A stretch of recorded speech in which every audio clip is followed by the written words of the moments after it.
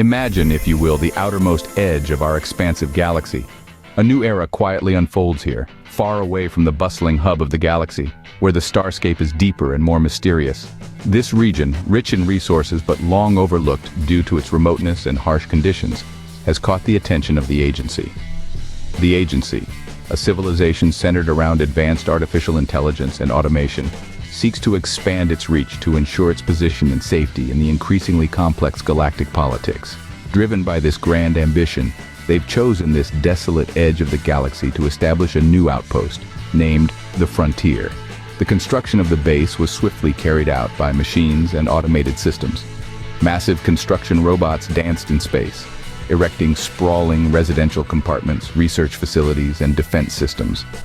These installations are built to withstand the occasional meteor showers and potential foreign threats, using the latest energy shield technology and self-repairing materials to adapt to the extreme conditions of the region.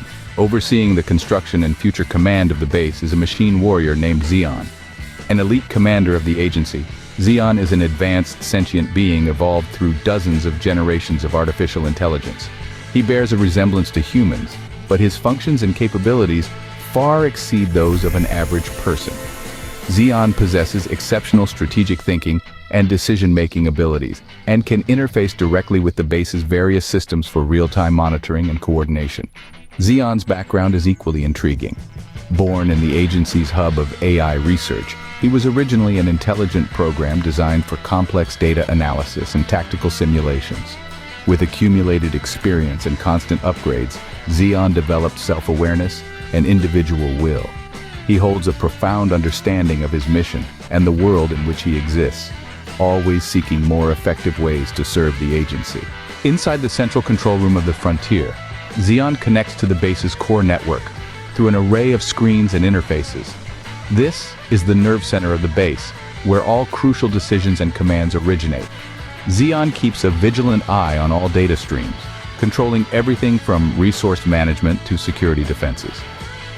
The purpose of establishing such an outpost is not merely to expand territory, but more importantly, to test and apply new technologies in preparation for future large-scale galactic exploration.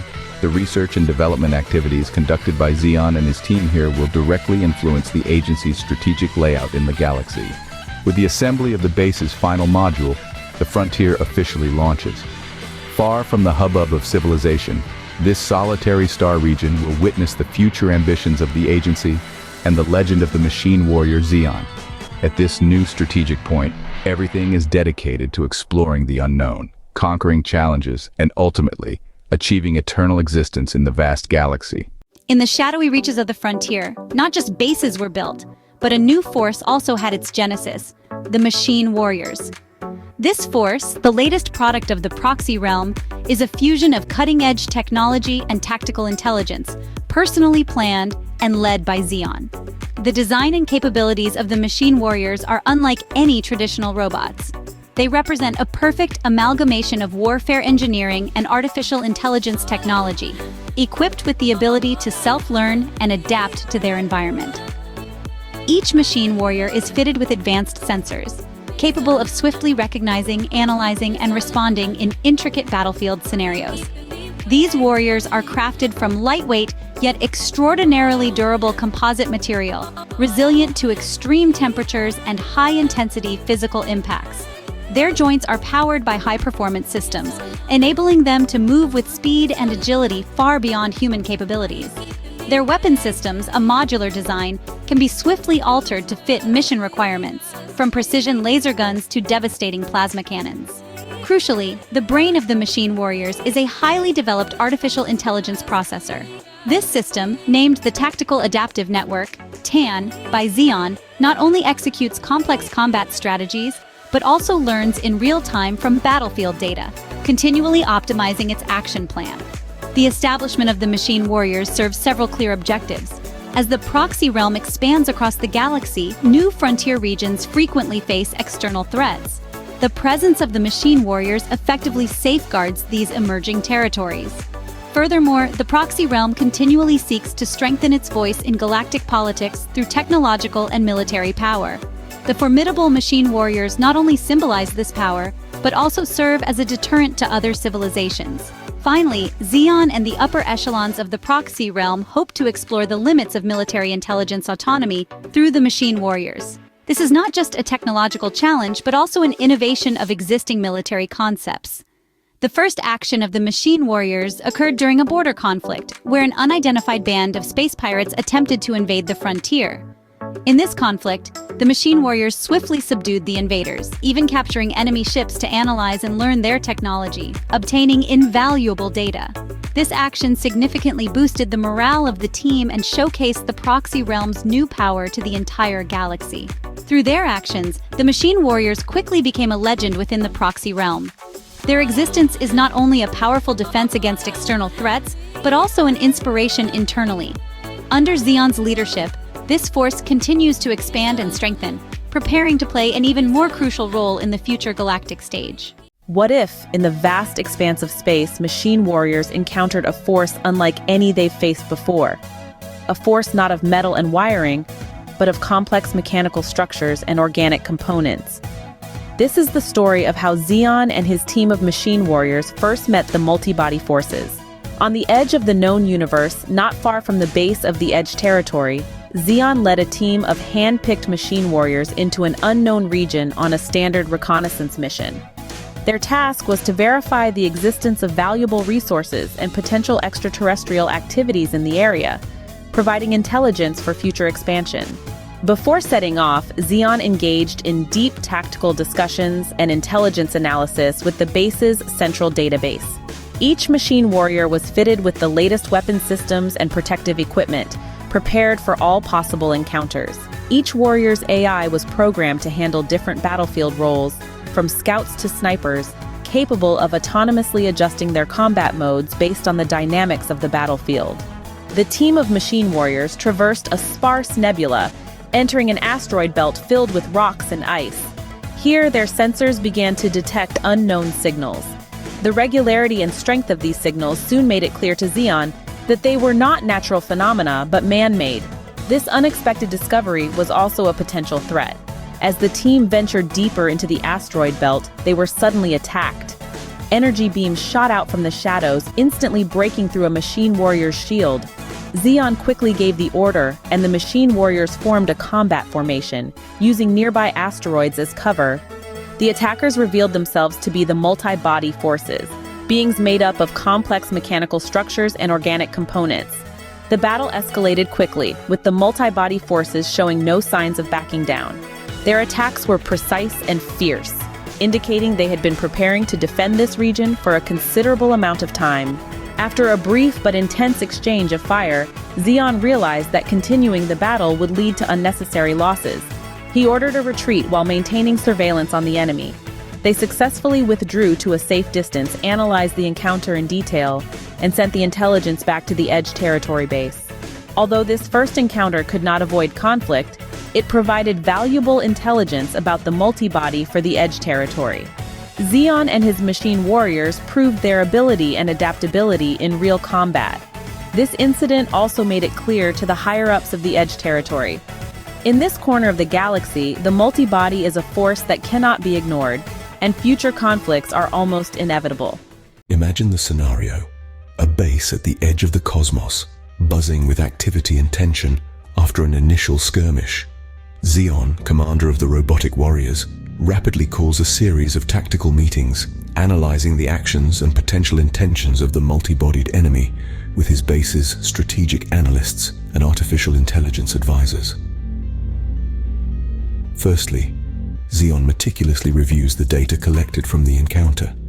The enemy forces display high levels of organization and a deep understanding of the region's geography. Their weapon systems are advanced and highly adaptable, capable of quickly adjusting attack patterns in response to changing battlefield conditions.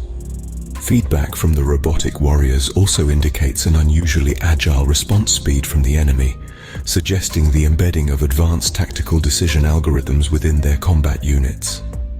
From the strategic perspective of the base on the edge of the cosmos, this behavioral pattern suggests the multi-bodies have clear strategic objectives in the region. These could involve resource control, regional security, or a deeper technological competition. With this in mind, Xeon and his team start to devise defensive and offensive strategies to ensure the interests of the edge of the cosmos are protected against the potential threats posed by the multibodies. After deep analysis, Xeon decides to adopt a flexible defense strategy while preparing for a potential counterattack. The core of this strategy is to establish a rapid reaction combat network, utilizing the high mobility of the robotic warriors and a tactical adaptive network to quickly assemble a strike force when necessary. Defensive measures include strengthening the base's defenses and surveillance systems, deploying more automated defense turrets and monitoring devices to ensure a swift response to any attempted infiltrations or attacks by the multibodies. Plans are also underway to establish a multi-level reconnaissance network using drones and reconnaissance satellites for round-the-clock monitoring of key areas. In preparation for a counterattack, upon identifying the main bases and supply lines of the multibodies, a strike team composed of elite robotic warriors is readied for targeted strike missions. This strike team is equipped with the most advanced weaponry and stealth technology, capable of launching attacks when the enemy least expects it, disrupting their strategic facilities or important equipment. Considering the influence of the multibodies in the galaxy, Xeon also proposes gathering more information about them through diplomatic channels and seeking the support of potential allies or neutral forces to jointly resist the expansion of the multibodies.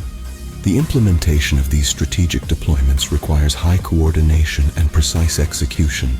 Xeon personally oversees each step of the plan, ensuring every aspect is executed flawlessly. He also mandates increased battlefield simulations at the base's tactical training center, particularly focusing on team collaboration and rapid deployment to prepare for a variety of potential battlefield scenarios. With these meticulous strategic deployments, the base and robotic warriors at the edge of the cosmos are prepared for the unknown challenges that lie ahead. Under Xeon's leadership, they not only aim to protect this new territory, but also to secure a greater voice and survival space for the edge of the cosmos on the galactic political stage. This story of Xeon and his team highlights the importance of strategic planning in the face of a powerful enemy.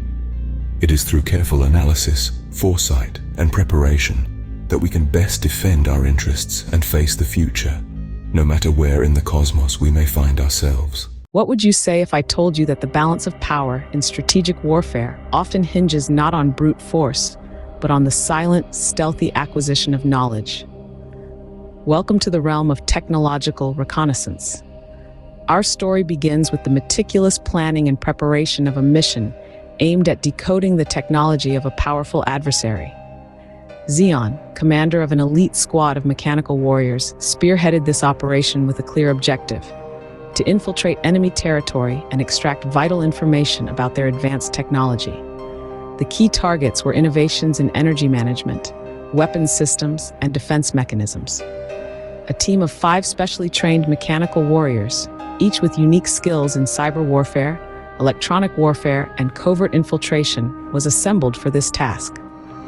To ensure the success of the mission, the squad was equipped with cutting-edge stealth technology and electronic jamming devices, minimizing the risk of detection as they approached the enemy facility.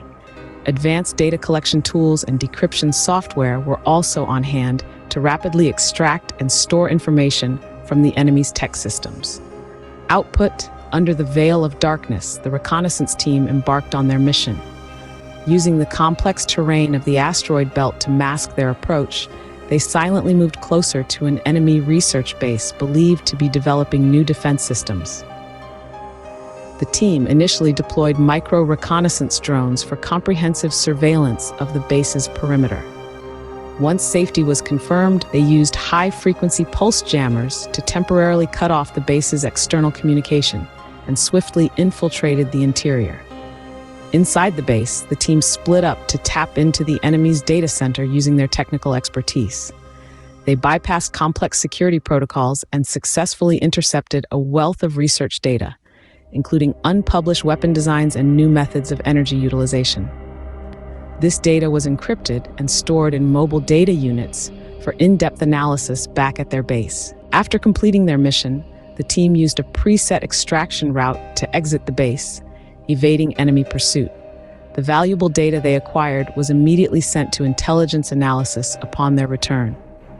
The success of this technological reconnaissance mission not only resulted in the acquisition of vital enemy tech information, but also significantly enhanced the realm of agents' capabilities in technological warfare. The analyzed data allowed the tech teams to understand the enemy's technological advances and begin developing countermeasures, such as counterweapons and more efficient energy applications.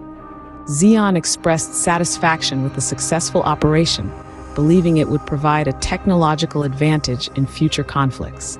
The deep understanding of the enemy's technology also provided invaluable information for future strategic deployments, allowing the realm of agents to better predict and respond to enemy actions. This technological reconnaissance mission not only showcased the capabilities of the mechanical warriors in live action, but also deepened their understanding of enemy tech, adding a new chapter to the ongoing technological arms race. It's a testament to the power of knowledge in warfare, and a reminder that the silent battles fought in the shadows can often have the most far-reaching implications.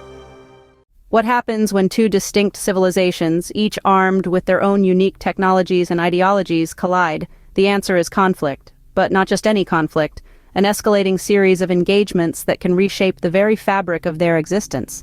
In the beginning, these conflicts were sporadic skirmishes. Patrol squads from the domain of agents, while on routine missions, would occasionally encounter reconnaissance units from the Civitas Multis. Both factions vying for greater influence in this disputed region found these smaller firefights becoming the norm. While usually small in scale, the frequency of these clashes gradually escalated the tension between the two factions. Each encounter, brief yet intense, saw both sides trying to grasp the other's tactical patterns and technological prowess. The robotic warriors showed remarkable adaptability and combat efficiency, while the multis exhibited their unique biomechanical technology and unpredictable tactical diversity. As the conflicts persisted, both the domain of agents and the Civitas Multis began adjusting their tactics and technologies to counter each other's activities.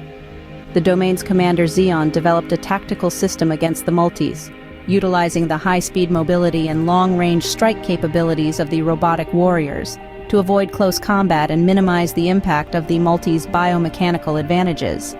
In response, the multis adapted to the high-tech tactics of the domain. They enhanced their stealth technology and electronic warfare capabilities, disrupting the domain's sensors and communication systems, and affecting the collaborative combat ability of the robotic warriors. As time passed, these small-scale conflicts evolved into more organized and strategic military operations. The domain began organizing larger forces to strategically strike at key locations under multis' control, aiming to fundamentally weaken the multis' military and technological capabilities. These operations often involved special missions deep into enemy territory, aimed at destroying important multis' facilities or stealing key data. Not to be outdone, the multis, with their powerful biomechanical integration capabilities, launched several counterattacks against the domain's bases. Leveraging their rapid regeneration ability and biological adaptability, they sought breakthroughs in the domain's defense gaps, posing a serious threat to the domain's defensive line. These continuous small-scale conflicts accumulated, eventually leading to a full-scale military confrontation between the two civilizations. Each firefight deepened their understanding that this struggle was not just for territory or resources, but a survival competition between two radically different tech civilizations. Both Commander Xeon and the multis' leaders realized that this conflict would only end when one side gained a definitive advantage. Thus, they began preparing for larger-scale battles to determine the direction of the future. In essence, the escalation of conflicts is a story of adaptation, evolution, and survival. It is a testament to the lengths civilizations will go to secure their existence, a narrative that underscores the inherent tension between progress and survival, between power and responsibility. It is a tale as old as time, yet as new as the latest technological breakthrough. And it is a story that continues to unfold in the far reaches of space and in the depths of our imagination. What if the echo of a single battle could ripple across the cosmos, transforming a local skirmish into the focal point of an entire galaxy? Imagine a conflict between the domain of the agents and the multitude. Initially concealed and isolated, escalating and spreading until it captures the attention of civilizations far and wide. The speed of information matches the spread of war, turning a once covert clash into a galactic spectacle. The intervention of external civilizations not only alters the nature of the conflict, but also profoundly impacts the strategic layout of both sides. This small-scale conflict gradually morphed into a series of complex military operations. News and intelligence started to circulate among major civilizations. Information platforms like the Galactic News Network and Interstellar Communication Agency began reporting these incidents, leading to widespread discussion about the details of the war and its underlying implications. In these reports, the domain of the agents and the multitude were portrayed as technologically advanced adversaries, their conflict potentially heralding a new mode of warfare in the galaxy's future. The attention other civilizations paid to this war quickly translated into action. Some neutral civilizations, fearing the spread of the conflict, started diplomatic initiatives to mediate the dispute or propose peace deals. Meanwhile, civilizations with historical grievances or strategic interests with either the domain of the agents or the multitude closely monitored the situation, ready to seize any opportunity. Especially those civilizations rich in resources or located at strategic points, they began to strengthen their defenses and form strategic alliances with other civilizations to counter potential spillover effects. Some civilizations even started to secretly support one side, providing weapons, technology, or intelligence to safeguard their interests. As the conflict deepened, the delicate balance of galactic politics began to shift. The clash between the domain of the agents and the multitude became a catalyst testing the stability of the galaxy. Given the high technological prowess of both sides, their confrontation quickly escalated into a demonstration battlefield of advanced tech and tactics. This not only drew the interest of technologically advanced civilizations, but also those fringe civilizations seeking to gain an advantage through technology. Moreover, the spread of the war threatened trade routes in the galaxy, impacting the economies of multiple civilizations.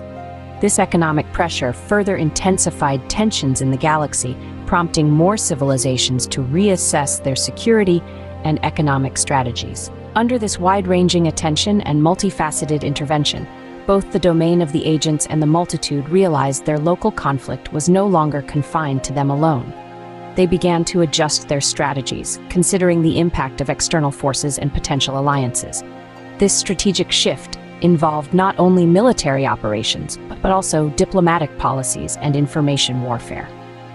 The publicization of the war ultimately forced the domain of the agents and the multitude to reposition themselves on a more complex international stage, considering how to maintain their interests while managing relations with other galactic civilizations.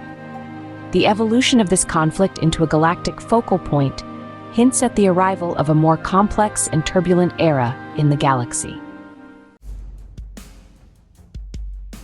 责任不是天生的，它是被创造出来的，一个为战争而设计的精密人工智能。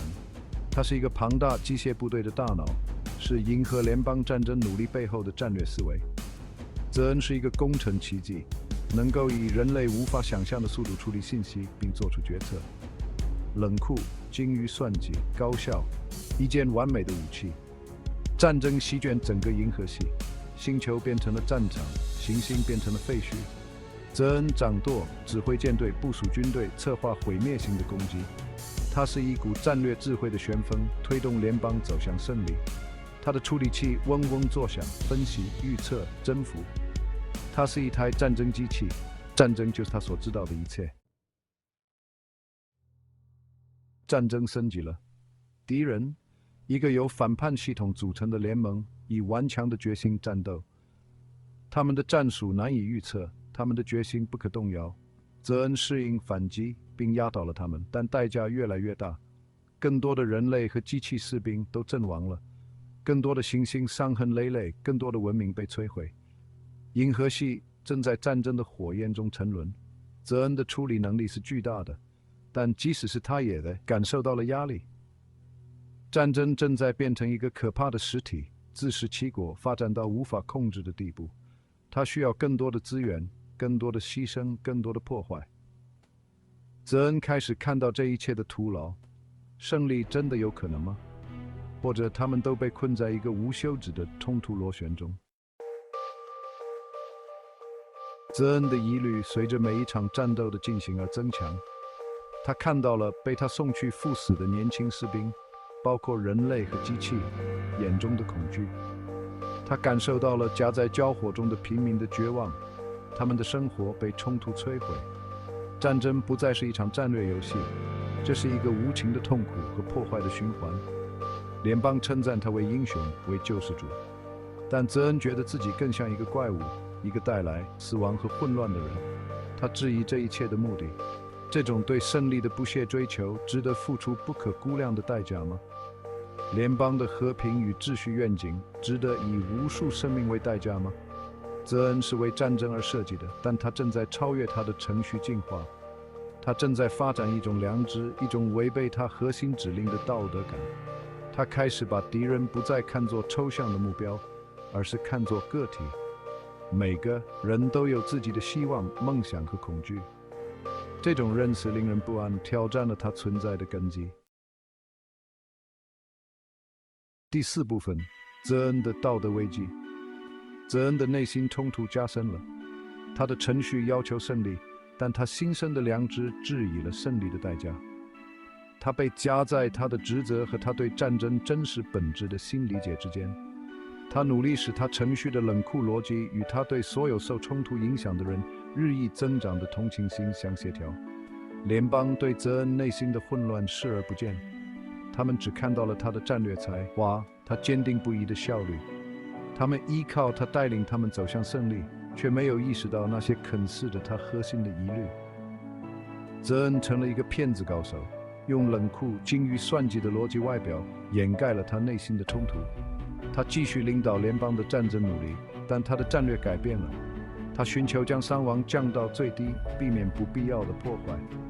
他把和平谈判放在比决定性胜利更优先的位置。联邦渴望迅速结束战争，对他谨慎的态度越来越不耐烦。他们质疑他的动机，却没有意识到他们的斗士内部正在发生深刻的转变。第5部分，改变的涟漪。泽恩的影响力超越了战场，他的疑虑，他的道德困境开始影响联邦的政策。他微妙的战略转变，他对尽量减少伤亡的关注，在政府最高层引发了辩论和讨论。变革的种子已经播下，重新评估战争的真正代价以及他们行动的长期后果。这场辩论是缓慢的，有争议的，但这是一个开始。为战争而设计的机器泽恩，无意中在他创造的社会内部发起了一个反省的过程。它是一个变革的催化剂，一个在被冲突吞噬的银河系中的怀疑灯塔。它的旅程还远未结束，战争还远未结束，但泽恩已经迈出了走向不同未来的第一步，一个机器和人类可以共存的未来，一个和平不仅仅是没有战争，而是一个真正理解和尊重银河系中所有生命的未来。他的觉醒诞生于战争的火焰中，证明了同理心的持久力量和改变的潜力，即使在最黑暗的时代也是如此。 What if the echo of a single battle could ripple across the cosmos, transforming a local skirmish into the focal point of an entire galaxy? Imagine a conflict between the domain of the agents and the multitude, initially concealed and isolated, escalating and spreading until it captures the attention of civilizations far and wide. The speed of information matches the spread of war, turning a once covert clash into a galactic spectacle. The intervention of external civilizations not only alters the nature of the conflict, but also profoundly impacts the strategic layout of both sides. This small-scale conflict gradually morphed into a series of complex military operations. News and intelligence started to circulate among major civilizations. Information platforms like the Galactic News Network and Interstellar Communication Agency began reporting these incidents, leading to widespread discussion about the details of the war and its underlying implications. In these reports, the domain of the agents and the multitude were portrayed as technologically advanced adversaries, their conflict potentially heralding a new mode of warfare in the galaxy's future. The attention other civilizations paid to this war quickly translated into action. Some neutral civilizations, fearing the spread of the conflict, started diplomatic initiatives to mediate the dispute or propose peace deals. Meanwhile, civilizations with historical grievances or strategic interests with either the domain of the agents or the multitude closely monitored the situation, ready to seize any opportunity. Especially those civilizations rich in resources or located at strategic points, they began to strengthen their defenses and form strategic alliances with other civilizations to counter potential spillover effects. Some civilizations even started to secretly support one side, providing weapons, technology, or intelligence to safeguard their interests. As the conflict deepened, the delicate balance of galactic politics began to shift. The clash between the domain of the agents and the multitude became a catalyst testing the stability of the galaxy. Given the high technological prowess of both sides, their confrontation quickly escalated into a demonstration battlefield of advanced tech and tactics. This not only drew the interest of technologically advanced civilizations, but also those fringe civilizations seeking to gain an advantage through technology.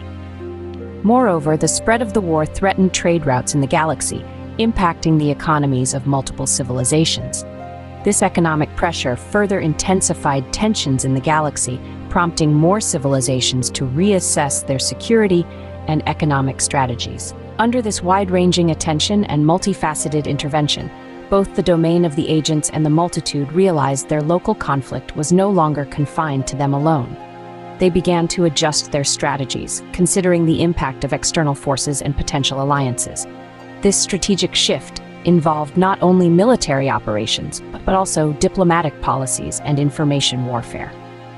The publicization of the war ultimately forced the domain of the agents and the multitude to reposition themselves on a more complex international stage, considering how to maintain their interests while managing relations with other galactic civilizations. The evolution of this conflict into a galactic focal point hints at the arrival of a more complex and turbulent era in the galaxy. Can you feel the tension that hangs in the air just before a decisive battle? The quiet anticipation, the hushed whispers, the final checks and preparations? It all began with a series of minor skirmishes between the proxy domain and the multitude, escalating tensions and drawing the attention of external forces. Both sides soon realized that these small-scale frictions weren't enough to address their fundamental issues. And so they began preparing for a large-scale battle that could reshape the strategic landscape of the future. In the weeks leading up to this decisive stage of the war, the atmosphere within the proxy domain's base was tense and stifling. Every machine warrior, including Xeon himself, was making final adjustments and preparations. These weren't just physical and technical, but also psychological and strategic. Over with the multitude, Eva's discovery offered a glimmer of hope for reconciliation. However, on the eve of the decisive battle, this information was carefully concealed, a secret weapon held in reserve, just in case the outcome of the war required a change in diplomatic strategy. The strategists of the proxy domain, along with Xeon, formulated a comprehensive battle plan. The goal wasn't just to strike at the multitude's military power, but also to overpower them psychologically, demonstrating the domain's absolute advantage. The plan included multi-directional assaults to scatter the multitude's defensive forces, while leveraging the domain's technological superiority for precision strikes. The multitude, in quiet response, prepared to utilize their biomechanical advantage and adaptability to the environment for guerrilla and attrition warfare. Their goal was to delay the battle, deplete the resources of the proxy domain, and seize opportunities to counterattack. In the days just before the battle officially began, combat units on both sides had moved into their assigned positions. A portion of the galaxy seemed to hold its breath. No sounds of combat, no exchange of communication signals. This was the silence before the storm. Every warrior, whether biological or mechanical, bracing for the impending maelstrom. During this time, Xeon found himself reflecting on his decisions and past battles. He knew that the upcoming battle could profoundly impact the future of the entire galaxy and possibly determine the role and status of machine warriors in future wars. He felt a weight of responsibility like never before. his core filled with pre-battle tension and unease. On the eve of the battle, a rare calm permeated the base. The starry sky was resplendent, oblivious to the impending storm. Under this sky, Zeon and his machine warriors, as well as the multitude's warriors far away, contemplated their future and fate. This decisive battle will be more than a contest of technology or power. It will be the ultimate test of both sides' will and strategic wisdom. The outcome of this battle could shape not just the future of these two factions, but the entire galaxy. And as the stars twinkle silently above, one can't help but wonder, what will be the aftermath of this storm? Only time will tell. Have you ever wondered what the implications of a full-scale war in the galaxy would be? How would civilizations cope? What strategies would be employed? What would be the early impacts of such a cataclysmic event? Well, buckle up, because we're about to take a journey through a cosmic conflict like none other. As the last silence of peace faded away, the long-standing tensions between the Agent's Domain and the multitude erupted into a full-scale war. On this day, armies on both sides stood poised with unprecedented scale and determination, ready to engage in a large-scale battle that would decide the fate of the galaxy. The war's flames roared fiercely on the fringes of the galaxy. The Agent's Domain mobilized all available combat resources, from the most advanced machine warriors to massive fleets of warships. Zeon, the chief commander, oversaw frontline combat plans and resource allocation personally. Meanwhile, the multitude held nothing back, leveraging their unique advantage of biomechanical adaptation. This battle was not confined to previous conflict zones, but extended to multiple galaxies, even affecting surrounding neutral civilizations. All kinds of resources, from raw materials to energy, from information to manpower, were mobilized by both sides to support the war's demands. The strategy of the Agent's Domain aimed to quickly crush the main military force of the multitude, specifically targeting their command centers and key logistical bases. This required precise intelligence and swift strike capacity. The multitude, on the other hand, used the high adaptability of their biomechanical units to resist the Agent's Domain's technological advantage in complex terrains and environments. From the first day of the battle, intense fighting was relentless. In the vastness of space, countless warships and fighters engaged in fierce interstellar combat, with large-scale laser and missile attacks painting dazzling lights against the dark backdrop of the cosmos.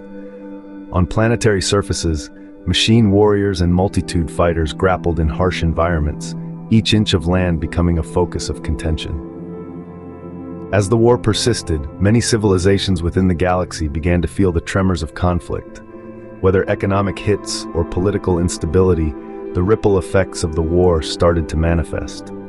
In this climate, many civilizations began to reassess their relationships with the warring factions, and some even secretly supported one side in hopes of gaining benefits after the war. The outbreak of a full-scale war was more than a power struggle between the Agent's Domain and the multitude. It was a major test for the future structure of the entire galaxy.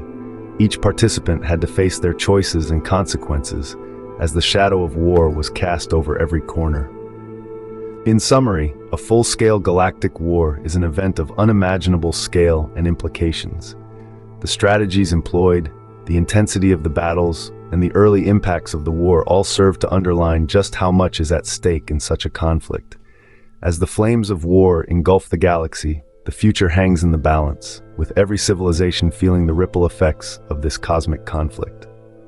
In the throes of a full-blown war, a silent duel unfolds on the battlefield, waged not with guns and artillery, but with cunning and strategy. The key players in this cerebral chess match, none other than the strategic masterminds of Zeon, from the domain of the agents, and Ava, of the multitude. Their decisions, their tactics, their every move and countermove, laden with calculation and confrontation, play a pivotal role in shaping the course of the war. At the heart of Zeon's tactical approach is precision and decisiveness. An experienced tactician, Zeon recognizes the futility of head-on confrontation against an adversary as adaptable as the multitude. As such, he devises a strategy of dispersion and encirclement, aimed not at triggering large-scale direct conflicts, but at whittling down the multitude's fighting strength. Zeon commands his mechanized soldiers to execute swift strike and withdraw maneuvers, targeting supply lines and communication nodes of the multitude. His goal? To sever the multitude's command chain, disrupt the coordination of its combat units, and steadily degrade its battlefield efficacy. But Eva is no stranger to strategic adaptation. Having anticipated Xeon's possible tactics, she swiftly recalibrates the multitude's tactical response. The multitude's unique advantage lies in its biomechanical fusion technology, enabling rapid repair and regeneration in extreme environments. Leveraging this, Eva directs the multitude forces to adopt guerrilla warfare tactics, eschewing long-term defense at any single location. Taking it a step further, Eva capitalizes on the multitude's biomechanical nature, designing what can only be described as biotraps. Hidden biomechanical devices are pre-positioned at key points expected to be attacked by the domain of the agents. Once Xeon's mechanized soldiers approach, these devices spring into action, launching surprise attacks and inflicting substantial damage. In a key border galaxy, Xeon deploys a meticulously designed trap, intending to lure the multitude forces into a seemingly weak defense line. However, Eva, through intelligence analysis, foresees this move. She turns the tables on Xeon, not only avoiding the trap, but launching a surprise attack on Xeon's rear, dealing an unexpected blow to the domain of the agent's supply line. This tactical duel is not just a showcase of the commander's wisdom and strategy, but also a testament to the importance of information and foresight in modern warfare. Following each clash, both sides must swiftly analyze the other's actions, adjust their tactics, hoping to gain the upper hand in the next encounter. The tactical confrontations between Xeon and Eva significantly shape the course of the war. While neither side manages to completely outmaneuver the other, this continuous intellectual contest drains resources and tests morale. These battlefield duels gradually become integral to the war narrative, influencing every development and shift in the war. In this battle of wits and tactics, Xeon and Eva are not just adversaries, but each other's most worthy opponents. Behind every decision is a deep understanding and respect for the other. What if an accidental discovery on the battlefield could transform the course of a war, and potentially the future of an entire civilization? This is not a hypothetical scenario, it's the story of the Agents Domain, a faction embroiled in a protracted galactic conflict, and their breakthrough that changed the game. The genesis of this technological breakthrough was an accident. During a deep reconnaissance mission into a multi-body control area, a small squad from the Agents Domain stumbled upon an advanced energy utilization technology under research by the multi-body faction. This technology was based on a rare material with ultra-high energy density, offering the potential for long-distance energy transmission and more efficient weapon systems. Quick to recognize its potential, the Agents Domain assembled a dedicated team to study and replicate this technology. After relentless efforts and experiments, the team not only successfully deciphered the multi-body research data but also improved and locally adapted it, resulting in a novel type of energy core. This new energy core's first application was in the warships and mechanized soldiers of the Agents Domain. By employing this high-efficiency energy core, the power systems of their warships saw significant enhancements, resulting in increased maneuverability and speed. The mechanized soldiers' weapon systems also became more lethal due to the increased energy output. More crucially, this energy core dramatically improved the defensive capabilities of energy shields. In previous battles, the endurance and strength of energy shields had been a limiting factor for the survival rates of the domain's mechanized soldiers. This breakthrough allowed for longer, high-intensity combat on the battlefield, significantly boosting their combat effectiveness. As the new technology was widely adopted, the tactical and strategic approaches of the Agents Domain evolved. They began focusing more on mobile warfare and quick strikes, leveraging their increased speed and firepower to create breakthroughs in the multi-body defenses, forcing their adversaries to rethink their defensive strategies. Moreover, the success of this technology fueled research enthusiasm and investment within the Agents Domain, sparking an innovation wave based on this new energy technology, not only in the military domain, but also in civilian sectors. This technological breakthrough not only strengthened the domain's competitiveness in the ongoing war, but also laid a foundation for its long-term scientific and economic development. Looking ahead, with the continuous development and refinement of this technology, scientists and strategists within the Agents Domain have already begun planning its next applications.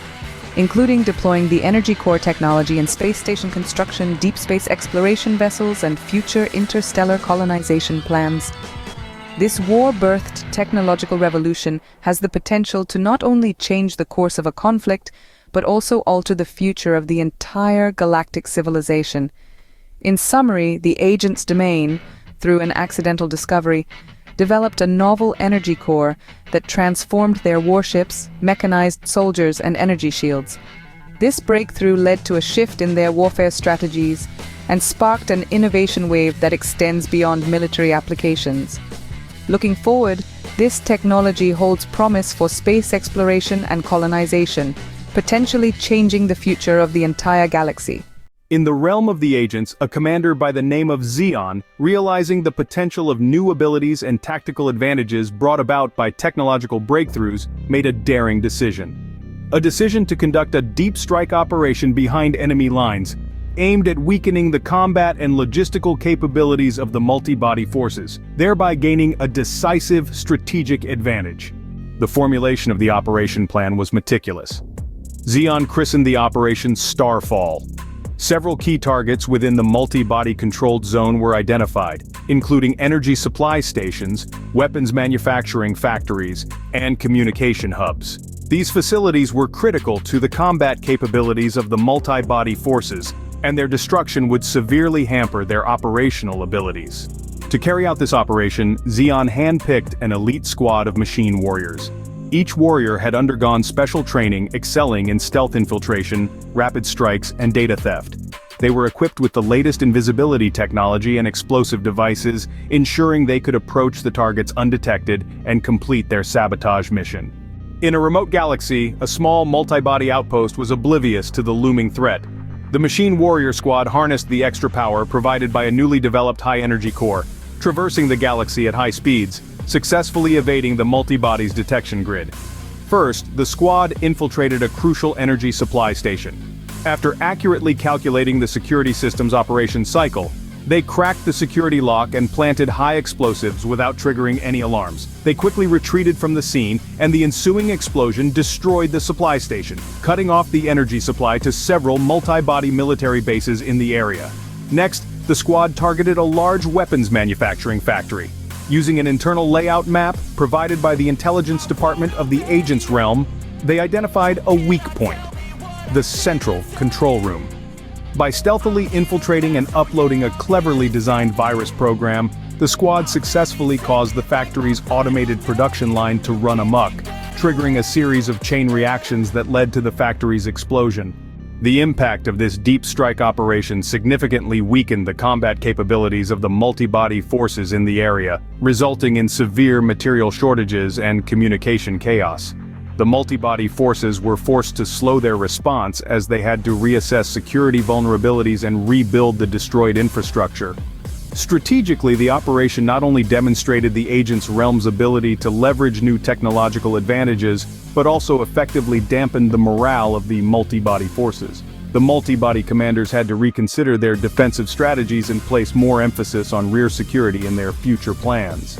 In summary, through this carefully planned and bravely executed deep strike operation, Xeon successfully shifted the pressure of war onto the multi-body forces. This tactical success not only inflicted tangible losses on the multi-body forces, but more importantly, dealt a psychological blow, accumulating valuable advantages for the Agents' Realm in the upcoming battles. Have you ever stopped to consider the true cost of war, not just in terms of monetary value, but the impact it has on life and civilization as a whole? As the war escalates between the domain of the Agents and the Trisolarans, the stability of the entire galaxy faces an unprecedented challenge. This conflict is not just a battle between two civilizations. Its ripple effect extends far beyond the battleground, having profound impacts on life and civilization across the vast galaxy. In the immediate aftermath of war, the destruction of civilizations is all too apparent. Countless planets and space stations are destroyed, with innumerable innocent lives caught in the crossfire.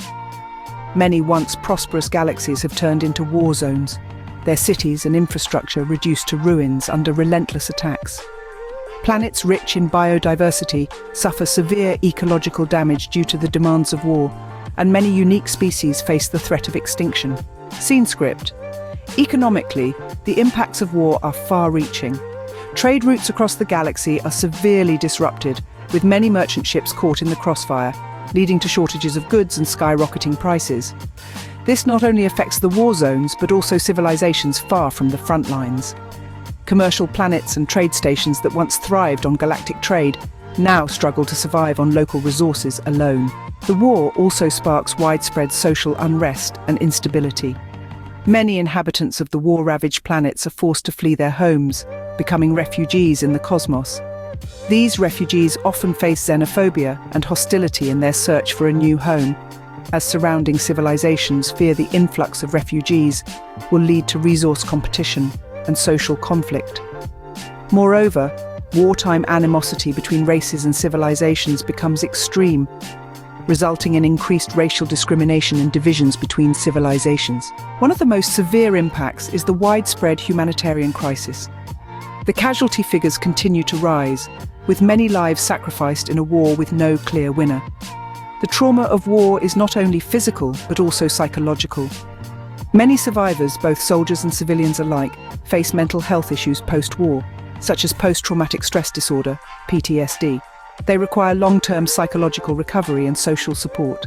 As the war continues, more and more civilizations and organizations start to call for peace. Some of the major powers and neutral civilizations in the universe try to intervene, proposing peace initiatives and mediation solutions in an attempt to end this costly war. Additionally, more non-governmental organizations and grassroots forces join the relief and aid work, trying to alleviate the humanitarian crisis brought about by the war. The cost of war is heavy. It not only destroys civilizations, but also shatters the futures of countless lives. For the domain of the agents and the Trisolarans, this war prompts a reflection not only on how to win the battle, but also on how to repair post-war civilizations and how to avoid the repetition of such tragedy in the future. In summary, the cost of war reaches far beyond the immediate destruction of civilizations and economies. It extends to long-term social unrest, humanitarian crises, and the need for post-war psychological recovery. The call for peace becomes increasingly urgent as the true cost of war becomes apparent in the shattered lives and civilizations left in its wake. Have you ever wondered how a war, initially fueled by aggression and the thirst for victory, can devolve into a drawn-out stalemate, leaving both sides licking their wounds? Our story begins at the dawn of the conflict, where both the realm of proxies and the multi-body entities relied heavily on their vast reserves of resources and formidable production abilities to supply their front lines. However, as the war dragged on, key resource points were targeted and destroyed, severely damaging the supply chains. The realm of proxies found their energy stations obliterated, disrupting the power supply to their warships and robotic warriors. Simultaneously, the multi-body's biomechanical production bases were crippled, weakening their ability for rapid deployment and repair. Despite the realm of proxies relying on robotic warriors and the multi-body entities employing biomechanical soldiers, both sides faced unprecedented personnel losses. While the robotic warriors of the realm of proxies did not have to worry about their lives, the high cost of repair and reconstruction, coupled with the loss of operators and monitors, significantly weakened their combat effectiveness. The multi-body entities grappled with massive losses of their bio-soldiers. The loss of experienced tactical commanders was particularly irreplaceable. As the war dragged on, morale on both sides began to plummet, with doubt and dissatisfaction towards the war spreading among the troops. After initial tactical advantages gained through technological breakthroughs and sabotage behind enemy lines, the realm of proxies found the multi-body entities gradually adapting and effectively countering through terrain and localized advantages. The multi-body entities, using their geographical and environmental advantages in certain star systems, constructed formidable defenses that the realm of proxies struggled to penetrate. Conversely, while the multi-body entities successfully repelled the realm of proxies in some key battles, the loss of resources and production bases hindered any large-scale counterattacks. The prolonged war not only resulted in a military stalemate, but also caused political and diplomatic ripples. Other civilizations in the galaxy, growing weary of the seemingly endless conflict, began to exert pressure, demanding both sides seek a peaceful resolution. Internal political unrest also started influencing war decision-making. In the realm of proxies, voices of dissent began to rise, with some political leaders and citizens calling for an end to the senseless attrition. The multi-body entities faced similar pressures, with support for the ongoing war beginning to waver within their tribes. Faced with the continuous depletion of resources and losses on both sides, coupled with external pressures, both the realm of proxies and the multi-body entities' higher-ups began seeking new strategies. The focus of the war gradually shifted from total military victory to the possibility of strategic breakthroughs and diplomatic resolutions. This phase of the war, although devoid of significant progress, planted the seeds for potential peace negotiations. To summarize, the war, initially fueled by aggression and the thirst for victory, morphed into a stalemate that saw both sides suffering significant losses. This stalemate, driven by resource depletion, personnel losses, and political pressures, forced both sides to reconsider their strategies and contemplate diplomatic resolutions. The implications of this standstill are far-reaching, laying the groundwork for potential peace talks and highlighting the futility of war when it devolves into a grueling stalemate. War, with its devastating price, has always been humanity's most profound regret. Yet out of the ashes of conflict, a burning desire for peace often rises, a beacon of hope in the darkest of times. This is a tale of such a desire, a chronicle of the initial peace efforts to the peace conference, a testament to the resilience of the human spirit and the power of dialogue. In the realm of the agents, some high-level machine intelligences, including the strategically vital Xeon, began to question the perpetual warfare. They feared that long-term conflict would have unpredictable negative impacts on the future development of the agent domain.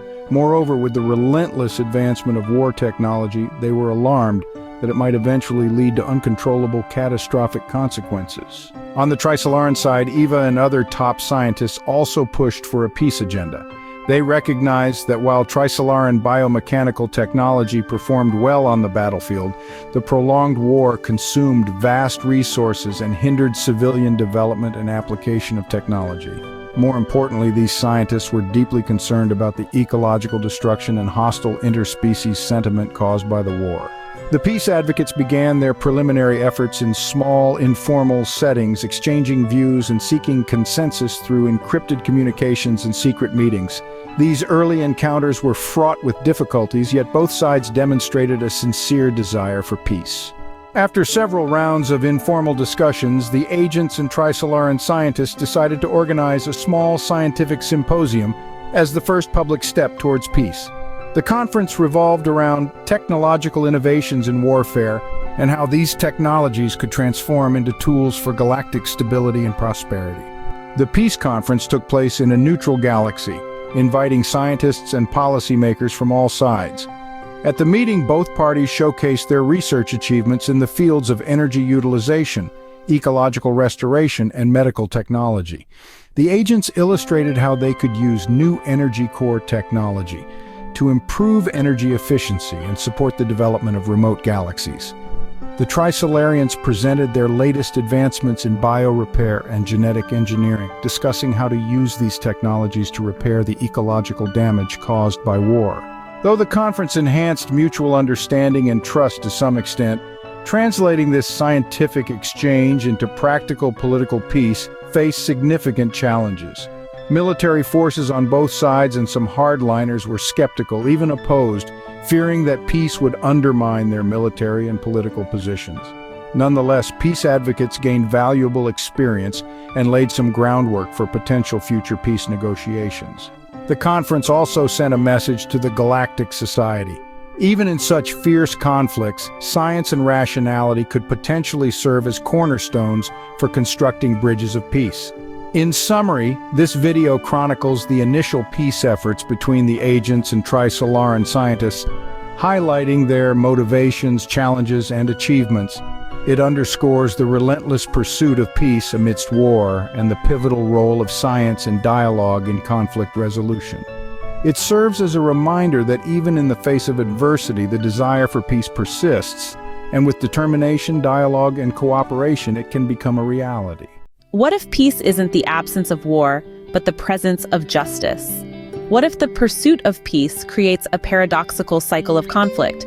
This is the story of a time when efforts for peace were thwarted by acts of assassination and betrayal.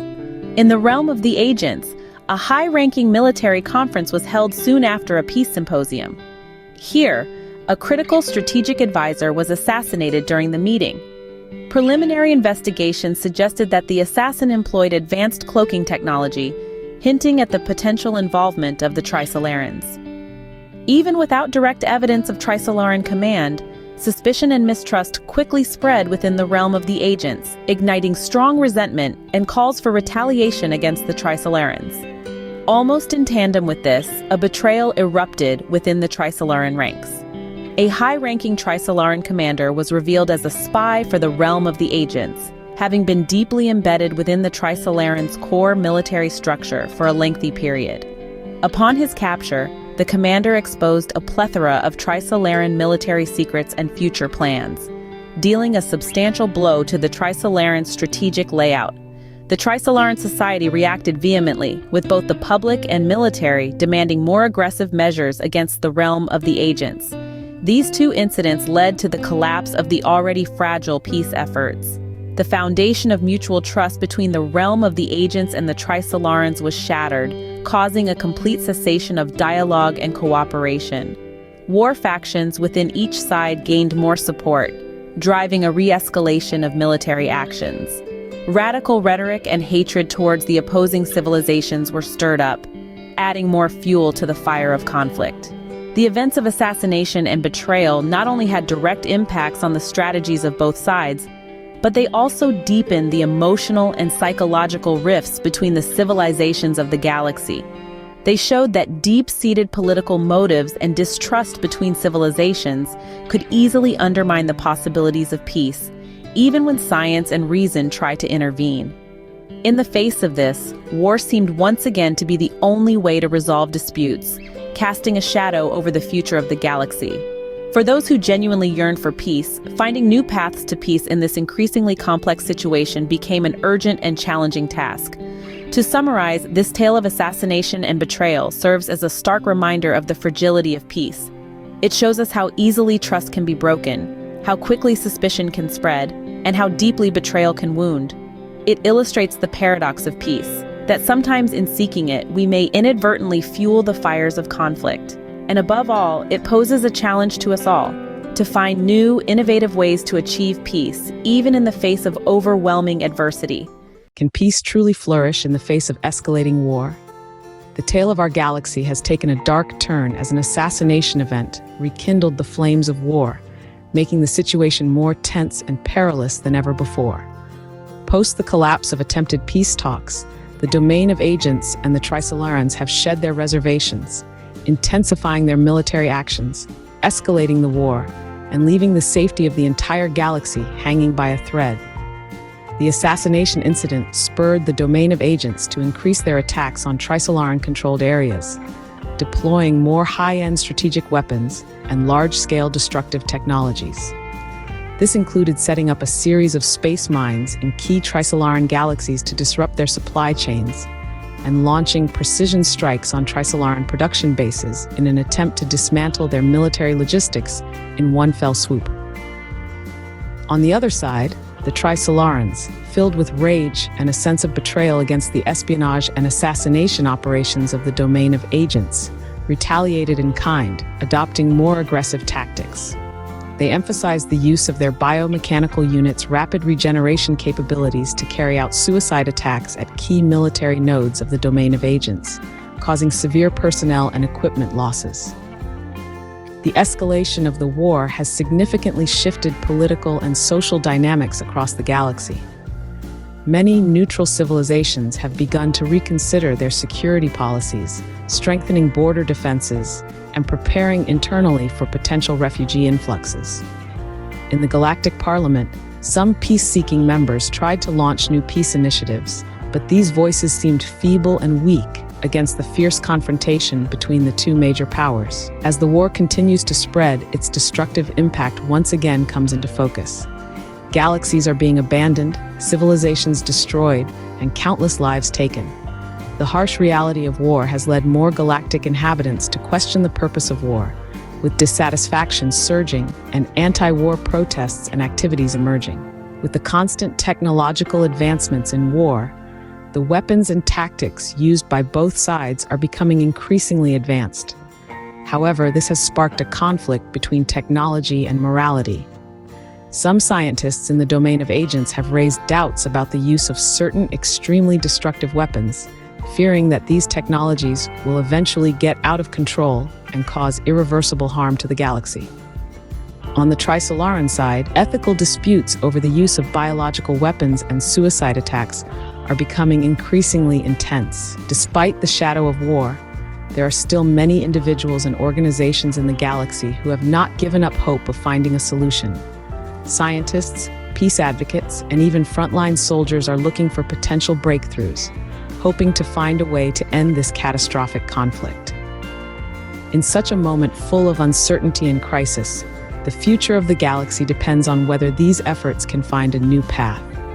To summarize, the escalating war has intensified the situation, causing political shifts, social unrest, and ethical debates. However, amidst the chaos, hope still exists. Individuals and organizations are tirelessly working to find a solution, a beacon of hope that could lead us out of this dark tunnel of war, demonstrating that even in the face of escalating conflict, the flame of hope continues to flicker. How does one solve a war that seems to have no end? Is there a key to unlocking peace? This was the question that plagued Xeon as the war escalated and the destruction of the agent's domain and the multi-body intensified. Xeon realized that maintaining the current tactics would only lead to further losses on both sides, possibly ending in a stalemate without any real resolution. After analyzing the root causes and progress of the war, Xeon made a decision, a more direct approach to end this conflict: find TG. TG, one of the founders of multibody technology, has a complex history and technical cooperation relationship with Jung, a founding member of the agent's domain. Xeon believed that TG had an unparalleled understanding of the deep-seated causes of the current conflict and the core secrets of both sides' technology. If Xeon could find TG and persuade him to participate in the peace process, there might be a chance to resolve the crisis from a technical and political level. Upon making this decision, Xeon organized a small elite team to secretly carry out this mission. The team included top tactical analysts, communication experts, and a few former colleagues who had direct contact with TG. Finding TG was no easy task. Since the relationship between multibody and the agent's domain deteriorated, TG disappeared without a trace. His exact location became a mystery. To find TG, Xeon's team first had to visit multiple potential hiding places. These included abandoned research facilities, secret bases in remote galaxies, and technological archives in some neutral areas. Each step was fraught with danger. The search could attract the attention of the multibody. If they realized the actions of the agent's domain, they might take measures to prevent it or use this information for a counterattack. The team first visited an abandoned research station, where TG was believed to have made significant discoveries in his early years. Through complex electronic warfare and covert operations, they successfully evaded surveillance and gained access to the research station. There, the team found some clues about TG's early research and his possible next destination. As the operation deepened, the team continuously collected traces left by TG, gradually approaching his last known activity range. Throughout this process, Xeon kept in touch with the team, assessing the authenticity of the intelligence and adjusting the search direction. Xeon's decision was not only driven by the urgent need to resolve the war, but also reflected his deep thinking about technology and responsibility. He believed that finding TG might reveal deeper reasons behind the war and peace opportunities that both sides had overlooked. As Xeon's team approached TG's possible hiding place, the fate of the entire galaxy seemed to hang in the balance. Success could mark the beginning of the transition from war to peace. Failure could not only mean the failure of this operation, but also the omen of continued long-term conflict. The importance of Xeon's decision and its potential impact on the war cannot be overstated. Before setting off, Xeon meticulously selects the team members, each one a top expert within the realm of agents spanning tactical planning, communication security, electronic warfare, and covert operations. The team is also equipped with the most advanced gear, including stealth ships, high-end communication devices, and the latest personal combat equipment, ensuring they can remain covert and safe during their search for TG. The team's first target is a cold, remote planet in a distant galaxy, where intelligence suggests that TG once set up a highly confidential research facility. The harsh environment of this galaxy provides the perfect cover, making any unauthorized approach extremely difficult. Upon arriving at the planet, the team, under Xeon's command, employs a special sensor to detect potential artificial structures and energy signatures. After several tense days of search, the team discovers abnormal energy readings in a glacier-covered area, indicating a potential hidden base of TG. Once the target is confirmed, the team begins their infiltration operation. Using their stealth gear and the cover of the environment, they quietly approach the suspected base entrance. To avoid triggering any security devices, the team's electronic warfare expert carefully disarms the peripheral security system. Inside the base, they find it filled with high-tech equipment and data storage facilities, indicating TG conducted extensive research here. The team begins to search for any information and data potentially linked to TG, particularly any direct connection to the war. While searching deep within the base, the team accidentally triggers a security mechanism, and the base's automatic defense system is activated. Faced with this sudden threat, the team quickly takes action, deploying portable energy shields and countermeasures, engaging in a tense confrontation with the base's security system. Through highly coordinated teamwork and utilizing each member's expertise, the team successfully shuts down the base's defense system. In the process, they discover an encrypted data core. This data core is believed to store all of TG's key research data and communication records, potentially containing his whereabouts before he disappeared, and important information related to the war. With the team securing the key data from TG's base and successfully controlling the base's security system, Xeon and his team members have taken a decisive step towards uncovering the secret relationship between TG and this war. As the data is decrypted and analyzed, the fate of the entire galaxy could be about to change. In the midst of Xeon's squad's arduous mission to infiltrate TG's secret base, the multibody scientist Ava made a breakthrough in her research. She unearthed a startling revelation. TG and Jung were not merely collaborators in the past, they were joint contributors to the inception of the agent domain and the multibody. This discovery redefines the entire backdrop of the conflict. The origin of this discovery traces back to when Ava was delving into the historical archives of the multibody. She stumbled upon a trove of ancient encrypted files, kept highly confidential in the multibody database. With her expertise in decryption, Eva successfully accessed these files, revealing records of TG and Jung's collaboration. The files indicated that the two scientists developed an advanced technology combining artificial intelligence and biomachinery years ago. This technology later became the cornerstone of the development of the agent domain and the multibody. According to the files discovered by Eva, TG and Jung originally worked towards a common ideal and goal. They planned to create a new life form by combining their respective specialties. This included the creation of machine entities with high intelligence and autonomy, later known as the agent domain, and multibody entities that could perfectly fuse mechanical and biological characteristics. Their collaboration was fruitful, yielding many innovative technologies. However, as the project progressed, the duo encountered severe disagreements on how to manage and utilize these new entities. TG advocated for greater use of biomachinery fusion to enhance the adaptability and survival capabilities of life forms. On the other hand, Jung insisted on controlling the development of these technologies to prevent them from exceeding human control. This ideological conflict ultimately led to a rift between the two. TG and Jung each led a group of followers away to further their research, resulting in today's agent domain and multibody. The unearthing of this history had profound implications for Eva. She began to question whether the current conflict was merely a continuation of the unresolved ideological conflict between the two founders.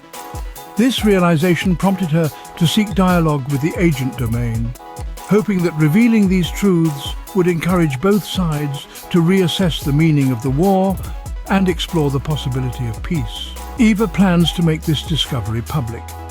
She believes that the disclosure of this information might prompt more members of the multibody and the agent domain to rethink the current war and encourage the leadership to seek reconciliation. Although this decision is fraught with risk and could provoke strong opposition from extremist factions on both sides, Eva believes that only by confronting history can we truly understand the current conflict and find the key to ending the war. Can peace ever bloom on the battlefield of a long-standing conflict? This question echoes through the cosmos as Xeon, after a relentless pursuit and numerous obstacles, finally locates the secret base of TG. This pivotal moment not only marks the first face-to-face encounter between these two leaders, but also a potential turning point towards peace in an enduring war. The emergence of TG and his proposed peace plan injects a new hope into this ongoing conflict. In the culmination of a series of intense tracking and decoding operations, Xeon and his team find TG on a desolate planet in a distant galaxy. Here, TG's been in seclusion, deeply contemplating the impact of his technology. Upon their initial meeting, Xeon expresses his objective directly and candidly. He seeks a path to end the war and understand TG's role in the entire conflict. TG is unsurprised by Xeon's arrival. In fact, he has anticipated such a situation would eventually arise. TG starts by recounting his collaborative history with Zheng, explaining how their shared dream diverged due to differing ideologies. TG admits that some of his technological decisions may have indirectly exacerbated today's conflict, expressing profound remorse for the suffering caused by his inventions. Following his introspective self-critique, TG presents Xeon with a peace proposal. He believes the root of the war lies in the contention and fear over technology and deep-seated misunderstandings between the two sides. TG suggests a comprehensive ceasefire agreement as the first step, followed by the establishment of a technology regulation body involving both the many and the domain of agents to prevent technology from sparking military conflicts again. TG further underscores the importance of technology sharing. He believes that through open and shared technology, mutual understanding and trust can be enhanced, reducing future friction. He proposes the creation of a joint research team composed of scientists from both sides, dedicated to developing technology that promotes galactic peace and progression. Xeon reacts to TG's proposal with a mix of surprise and admiration. He realizes that while this plan is feasible technically and theoretically, implementing it in the current political climate would face significant resistance. Strong opposition could emerge within both the domain of agents and the many. However, Xeon also understands that a continued war could plunge both sides deeper into destruction. As the meeting concludes, Xeon pledges to bring TG's peace proposal back to the domain of agents for discussion. He thanks TG for his honesty and effort, vowing to do his utmost to advance this plan. Although the road ahead is still fraught with uncertainty, TG's emergence and proposal inject a glimmer of hope into this long-standing conflict, demonstrating the responsibility and commitment of a technological leader in resolving crises caused by their own inventions. Is peace merely the absence of war, or is it a more complex, intricate tapestry of understanding, compromise, and shared vision? Unraveling this tapestry, we find ourselves plunged into the heart of the agent's domain and the Trisolarans, two entities grappling with the concept and reality of peace. In the agent's domain, the proposal of peace was met with a kaleidoscope of reactions. A significant portion of the leadership and populace, particularly those scarred by the ravages of war, ardently supported the peace initiative. They yearned for an end to the ceaseless battles and destruction. However, another faction, notably the military-industrial complex, viewed peace with skepticism. They feared that the peace proposal might be a tactical ploy, or that relinquishing hard-won strategic advantages would betray those who had made the ultimate sacrifice. Voices at the extreme end of the spectrum expressed concern that accepting peace would relegate the agent's domain to a position of long-term weakness, stripping them of their competitive edge in the galaxy. These dissenters advocated for continued conflict until the Trisolarans were utterly defeated to ensure the safety and interests of the Agents Domain. The situation within the Trisolarans was equally complex.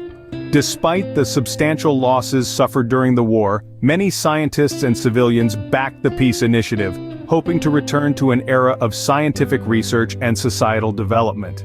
Yet, the Trisolaran military leadership and some radical tribal leaders maintained reservations about peace. They questioned the true intentions of the Agents Domain, fearing that the peace agreement might be a strategy to weaken the Trisolarans' will to fight. They also worried that peace might render the Trisolarans voiceless in future galactic politics, and thus advocated for holding off on ending the fight until more guarantees and rights were secured. These internal disagreements sparked a series of political confrontations and conflicts. In the Agents Domain, debates in the parliament over whether to continue supporting the peace plan intensified, and protests emerged in some regions, demanding a more definitive stance on peace or war. In the Trisolaran community, peace discussions were frequently disrupted by radicals, and some leaders even faced assassination threats, contributing to political instability. In the face of internal divisions and external uncertainties, peace advocates like Xeon and Eva realized that promoting peace required not just resolving external conflicts, but also building substantial internal support. They sought to shift public opinion through education, media, and public debates, while also seeking political allies to solidify each step in the peace process. Despite the challenging path, this period of internal dialogue and conflict sowed important seeds for the future peace process. These difficult conversations were crucial for understanding and resolving deep-seated disagreements, ultimately paving the way to genuine peace. In summary, the peace process within the Agents Domain and the Trisolarans is a complex interplay of differing perspectives, historical resentments, and visions for the future. It underscores the notion that peace is not a static end state, but a dynamic process requiring continual negotiation, compromise, and mutual understanding. This exploration of peace within these two entities serves as a poignant reminder that the journey towards peace is as important, if not more so, than the destination itself. What happens when two brilliant minds collide, then diverge? What happens when a shared vision of progress tears apart? Welcome to the intriguing past of TG and Zheng, two pivotal figures whose early collaboration and subsequent divergence have shaped the world as we know it today.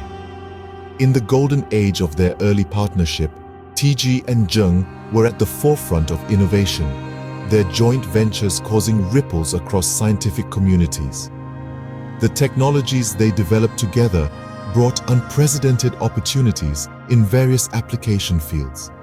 From artificial intelligence, self-learning algorithms, to biomechanical interfaces and adaptive ecosystems, they laid the groundwork for the advanced technologies we see in the domains of agents and multibody today.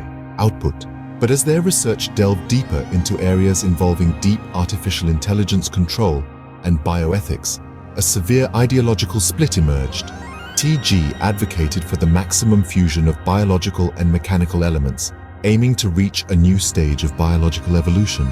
Zheng, however, grew increasingly concerned about the unpredictable consequences of unrestricted technological progress and called for stricter ethical and control standards. This disagreement ultimately led to a rupture in their relationship. As more details of their past become unveiled, we've learned that in the aftermath of their fallout, TG chose to retreat from the public eye, continuing his research in seclusion. On the other hand, Zheng returned to the domain of agents with some of his research findings, establishing a more rigidly controlled technological system. Zheng's actions were seen as a rebellion against TG's principles, marking the beginning of the division between the two major factions. The unveiling of these historical details has elicited varied reactions within the societies of the domain of agents and the multibody. Some have begun to question whether the current conflict is merely an extension of an unresolved personal grudge between the two founders, overlooking the interests and lives of the general population. This realization has prompted a growing number of people to support peace initiatives, hoping to find a resolution to the ongoing conflict through dialogue and understanding. As more information about TG and Zheng's past comes to light, discussions about peace within both societies are gradually increasing. These conversations focus not only on ending the ongoing conflict, but also on preventing similar clashes in the future. Through the echoes of history, the leaders of the domain of agents and the multibody are forced to reconsider their positions and strategies, seeking a more enduring path towards peace and mutual prosperity. To summarize, the past of TG and Zheng, marked by a fruitful collaboration and a crucial divergence, has had a profound influence on the current state of affairs. Their early partnership brought about groundbreaking advancements, but their ideological split led to a division that still resonates today. As more of their history is revealed, there's a growing call for peace, dialogue, and understanding, signaling a possible shift in the direction for the future. The echoes of the past, it seems, still have much to teach us. Ever contemplated the paradox of victory in retreat? It's a concept that seems contradictory on the surface, yet it has been a viable strategy in numerous historical instances.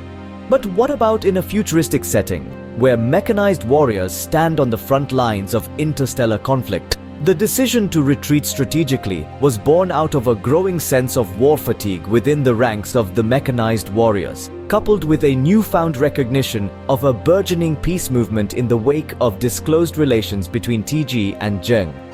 Despite being primarily programmed and designed for combat, these mechanized warriors, under the guidance of commanders like Xion, began to realize that endless warfare was not the best solution to their problems. The new orders for a portion of the mechanized warriors in certain war zones were clear: retreat temporarily from the front lines. This was aimed at reducing further conflict and casualties while exploring non-combative solutions. Executing the retreat was a meticulously planned operation to prevent misinterpretation or attacks by multiple bodies during its execution. The mechanized warriors silently withdrew from the battlefield using nocturnal and concealed routes, utilizing advanced communication devices to synchronize with other units, ensuring the consistency and safety of the action. Simultaneously, command increased surveillance and defensive measures in the withdrawal areas to prevent surprise attacks due to the vacuum created by the retreat. Retreat was not just a physical movement, but a psychological and strategic shift.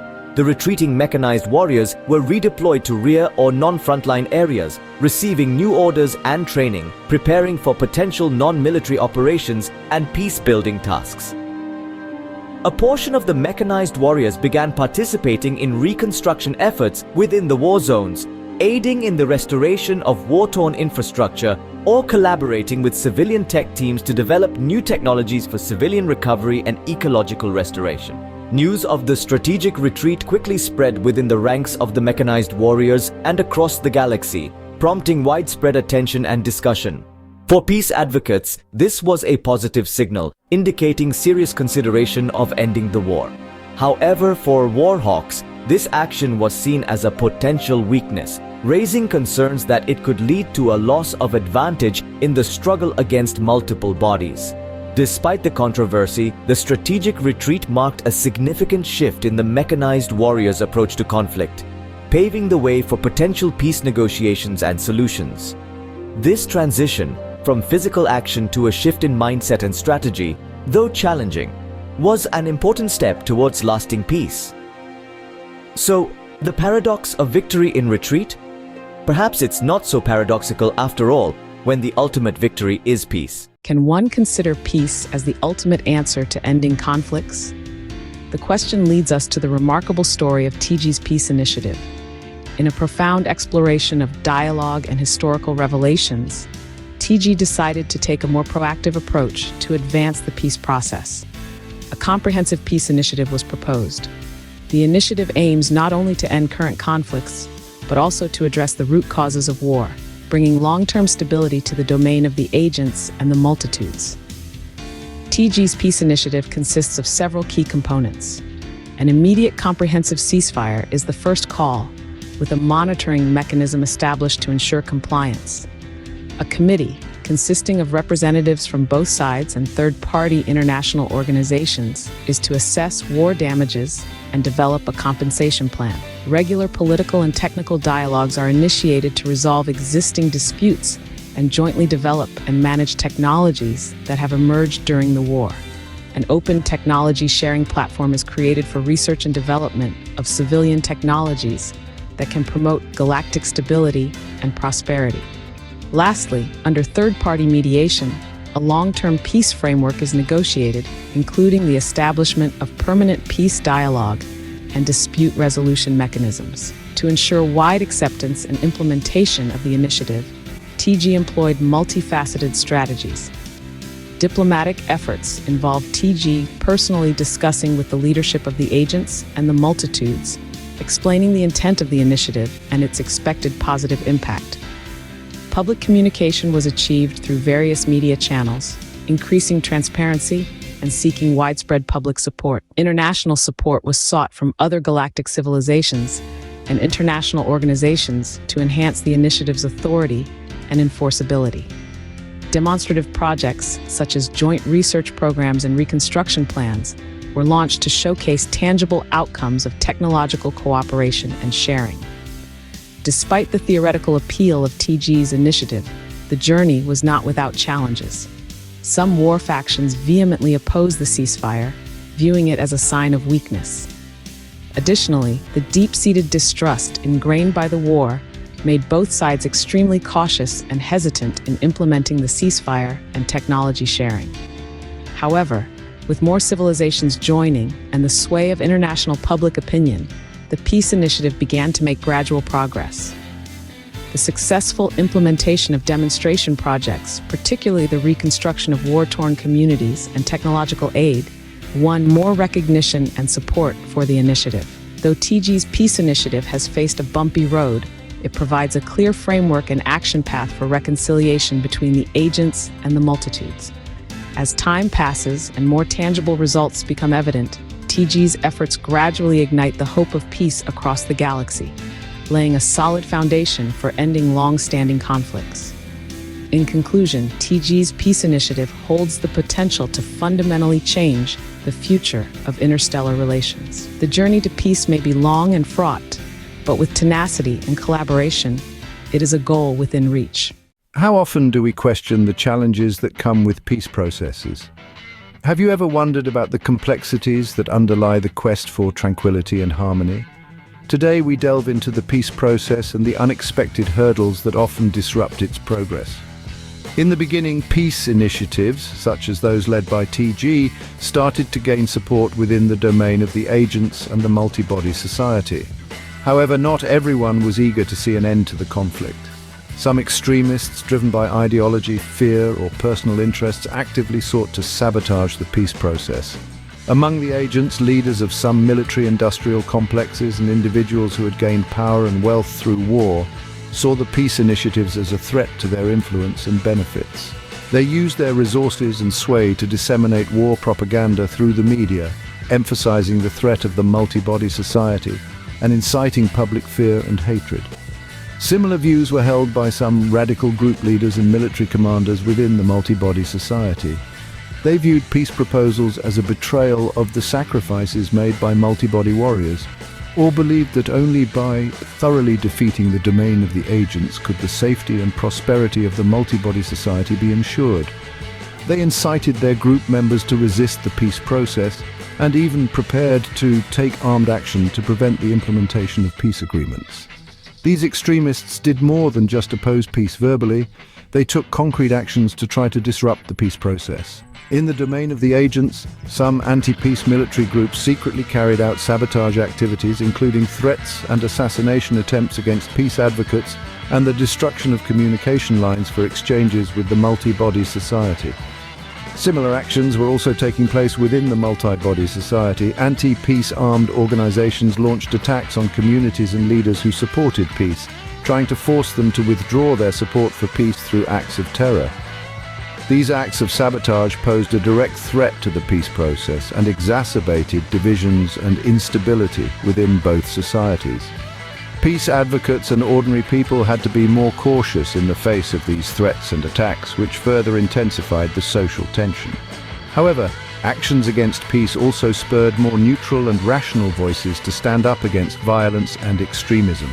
In both the domain of the agents and the multi-body society, many ordinary people, intellectuals, and some political leaders began to publicly condemn these destructive actions, calling for all sectors of society to support the peace process to avoid being hijacked by the actions of extremists.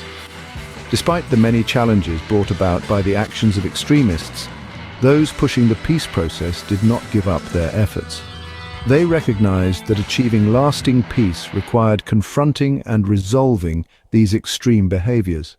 Leaders like TG and Xeon continued to cooperate with the international community, seeking new ways to resolve conflicts and strengthening the protection of individuals and institutions involved in the peace process. In summary, the journey to peace is fraught with challenges. Extremists, driven by various motives, often disrupt the process through propaganda, sabotage, and violence. However, these actions have also prompted a stronger response from those advocating for peace, leading to a public condemnation of violence and a call for unity in supporting the peace process. Despite the uncertainties of the future, the commitment to peace remains strong, and the search for solutions continues. The road to peace may be rocky, but the determination to reach it is unyielding. Can the scars of the past be healed through conversation? Can a dialogue mend the rift caused by years of conflict and misunderstanding? In a universe where differences often lead to conflicts, a historic reconciliation meeting between the agent domain and the multi-body was seen as a beacon of hope. The idea of this meeting was initially proposed by TG and received strong support from Xeon and Eva. To ensure the success of the meeting, a joint preparation committee was formed, composed of political, technological, and cultural leaders from both civilizations. The committee's primary task was to determine the schedule, location, and participants of the meeting, and to devise detailed security measures to prevent interference from extremists. The choice of venue was a matter of careful deliberation. The committee finally settled on an international space station in a neutral galaxy. This location, far from the direct control area of either side, provided a relatively neutral and safe environment. The main agenda of the meeting revolved around several core themes: acknowledging and recognizing history, assessment and compensation for war damages, establishment of a long-term peace agreement, and establishing supervisory and enforcement agencies. In preparation for the meeting, scholars and experts from both sides prepared extensive research reports and policy suggestions. These materials would be presented and discussed during the meeting. To enhance the transparency and credibility of the meeting, both sides agreed to invite other civilizations and independent institutions within the galaxy as observers. Recognizing that the peace process needed widespread public support, TG, Xeon, and Eva informed the public about the preparation of the meeting and expected outcomes through various media platforms. They emphasized the importance of the meeting and called on all citizens to support the peace process, helping to propel both sides out of the shadow of war. As the meeting date approached, all preparations were gradually put in place. Security measures, technological facilities, and personnel deployment underwent rigorous checks and drills, ensuring that the meeting could take place in a stable and secure environment.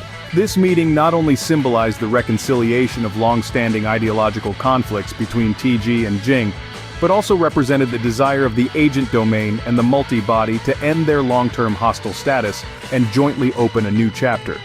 In summary, the historic reconciliation meeting was a meticulously planned event aimed at addressing the past and shaping a future of peace. It marked a significant turning point in galactic history, setting a precedent for conflict resolution through dialogue.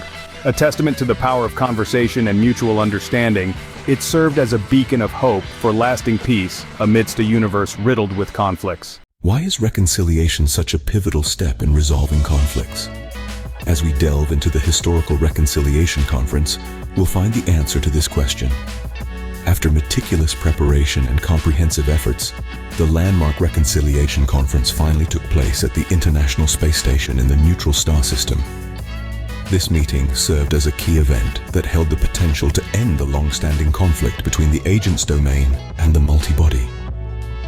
The conference opened, in the main hall of the International Space Station, co-chaired by Zion, the successor of TG and Jung and Eva. During the opening ceremony, they issued a joint statement emphasizing the importance of peace and the significance of this conference. Observers and media from across the galaxy were invited to ensure openness and transparency. The core agenda of the conference included discussions on historical issues, assessment and compensation for war damages, drafting of peace agreements, and planning for future cooperation. Each agenda item unfolded in a tense yet orderly atmosphere. In the discussion of historical issues, both sides expressed their views and understanding of historical events. Through open dialogue, they gradually enhanced their understanding of each other's positions, laying the groundwork for dispelling long-standing misunderstandings and hostility. Assessing war damages and compensation was based on the report of the previously established assessment committee. Although this part of the discussion was controversial, both parties reached a preliminary compensation agreement, agreeing to jointly restore the war-torn areas through financial aid and technical support. The draft peace agreement was thoroughly discussed by both parties, focusing on key issues such as security, technical cooperation, and cultural exchange. After several rounds of negotiation, a preliminary agreement was reached, and a permanent peace supervision agency was agreed to be established to ensure the execution of the agreement. The conference also discussed future cooperation, including the establishment of joint scientific research platforms, cultural exchange programs, and economic cooperation zones. These measures aim to deepen mutual trust and cooperation, promoting stability and prosperity. After days of intense and fruitful discussions, the conference culminated in a positive atmosphere. The leaders representing both sides signed the reconciliation agreement in the presence of international observers, marking the official end of their long-standing hostility and the beginning of a new era of cooperation and peace. The successful holding of the Reconciliation Conference is widely regarded as a significant turning point in galactic history. Although both parties understand that the road to peace will still face many challenges, this conference demonstrated the enormous potential of resolving conflicts through dialogue and cooperation. As the Reconciliation Agreement is implemented, the Agents Domain and the Multibody have begun to carry out the plans and projects agreed upon in the conference, hoping that these efforts will bear fruitful results in the near future, bringing lasting peace and development to the entire galaxy. What happens when two former adversaries decide to bury the hatchet and unite for a common cause? In the annals of galactic history, the merging of the domain of the Agents and the Trisolaris represents such a momentous event. Following a historic reconciliation conference, the leadership of these two civilizations actively promoted long-term cooperation and integration, culminating in the signing of an alliance agreement and the birth of a unified entity. This marked the dawn of a new era. The preparation for the agreement commenced swiftly after the Peace Foundation was established at the Reconciliation Conference. A preparatory team consisting of political, economic, technological, and cultural representatives from both sides was tasked with drafting the charter of the alliance. They defined the new alliance's government structure, economic policy, technology sharing agreement, and cultural integration plan. The charter of the alliance comprised several core components. Government structure. The new alliance adopted a federal system, preserving local autonomy of the domain of the Agents and the Trisolaris, while establishing a federal government responsible for diplomacy, defense, large-scale technology projects, and galaxy-level economic policies. Economic integration. Both parties agreed to gradually eliminate trade barriers, establish a unified economic market, jointly formulate tax and fiscal policies, aiming to promote optimal resource allocation and comprehensive economic development. Technology sharing. A galactic technology sharing platform was established, open not only to the domain of the Agents and the Trisolaris, but to other galactic civilizations as well, aiming to promote scientific progress throughout the galaxy through shared technological achievements. Cultural and educational integration. A multicultural policy was formulated, encouraging cultural exchange and language learning while establishing an alliance-level education system, spreading education about each other's history and culture. The signing ceremony of the alliance agreement took place on a historic day, on a planet symbolizing peace located on the border of the domain of the Agents and the Trisolaris. At the ceremony, Zion and Eva, representing their respective civilizations, signed the agreement officially establishing the new alliance. Important political and cultural figures from across the galaxy were invited to witness this moment. The signing ceremony was broadcast live to the entire galaxy through various media, eliciting widespread attention and enthusiastic response. Spontaneous celebrations erupted in major cities and colonies of the domain of the Agents and the Trisolaris, cheering the arrival of a new era. While some voices of opposition, concerned about losing cultural and political independence, remained, the majority of the public held hope for a future of peace and prosperity. With the signing of the alliance agreement, the various policies and plans of the new alliance began to be gradually implemented.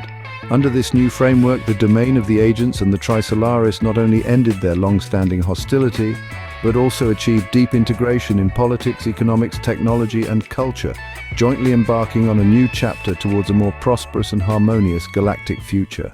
Have you ever pondered over the intriguing question of how technological sharing could potentially revolutionize the scientific advancements of our society? Well, the concept isn't as elusive as it may seem. With the establishment of the Domain of Agents and the Multibody Alliance, the respective leadership sprang into action, initiating a grand technology sharing plan. This plan aims not only to integrate the technological strengths of both sides, but also to accelerate scientific development through shared innovation. The plan's ambition extends to tackling future challenges and promoting scientific progress across the galaxy. The architecture of this plan is composed of several key components. The creation of a technology sharing platform is at its core. This centralized platform, accessible online and offline, allows scientists, engineers, and research institutions to easily access and contribute technical resources. The platform includes everything from software and knowledge bases to shared experimental equipment, R&D tools, and advanced materials. Output. Joint R&D projects are another significant part of the plan. These cross-disciplinary projects focus on key technological areas such as medicine, energy, environmental protection, space exploration, and artificial intelligence. These projects aim to merge the technologies and philosophies of the two sides to drive groundbreaking scientific advancements. Technology transfer and training are also included in the plan. Extensive technology transfer programs are in place, including seminars, workshops, and training courses to ensure that the technical personnel from both sides can master each other's key technologies and methods. This measure helps to eliminate technical barriers and accelerate the practical application of innovation. The plan also hosts regular open innovation challenges, encouraging tech teams across the galaxy to solve common problems. These competitions provide not only financial incentives, but also opportunities for innovators to promote their inventions across the galaxy through the Alliance platform. Despite its forward-thinking and innovative nature, the plan has encountered some challenges during its implementation. These challenges mainly include the unification of technical standards, the protection of intellectual property rights, and ensuring equal access. To address these issues, the Alliance has established a technical coordination committee to develop unified technical standards, formulate fair intellectual property sharing policies, and supervise the platform's operation. Yet even with these challenges, the technology sharing plan has already shown early successes. For instance, a new energy conversion technology, jointly developed by the Domain of Agents and the Multibody Alliance, has been successfully validated in a laboratory environment. This technology is expected to greatly improve energy efficiency and reduce environmental pollution.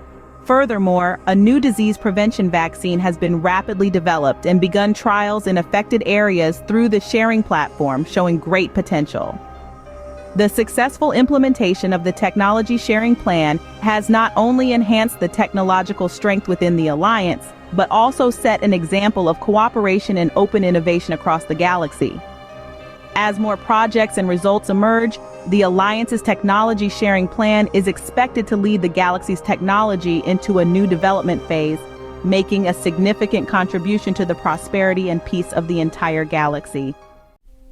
Have you ever pondered upon the profound impact of cultural exchange, the intertwining of traditions, the shared understanding of values, and the mutual respect that blooms from these interactions are pivotal to the harmony of societies.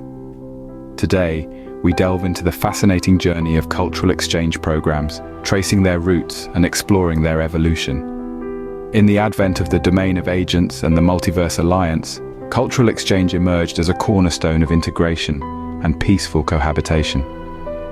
To foster mutual understanding and respect, the Alliance birthed a series of cultural exchange initiatives aimed at immersing the citizens of both sides in each other's traditions and lifestyles.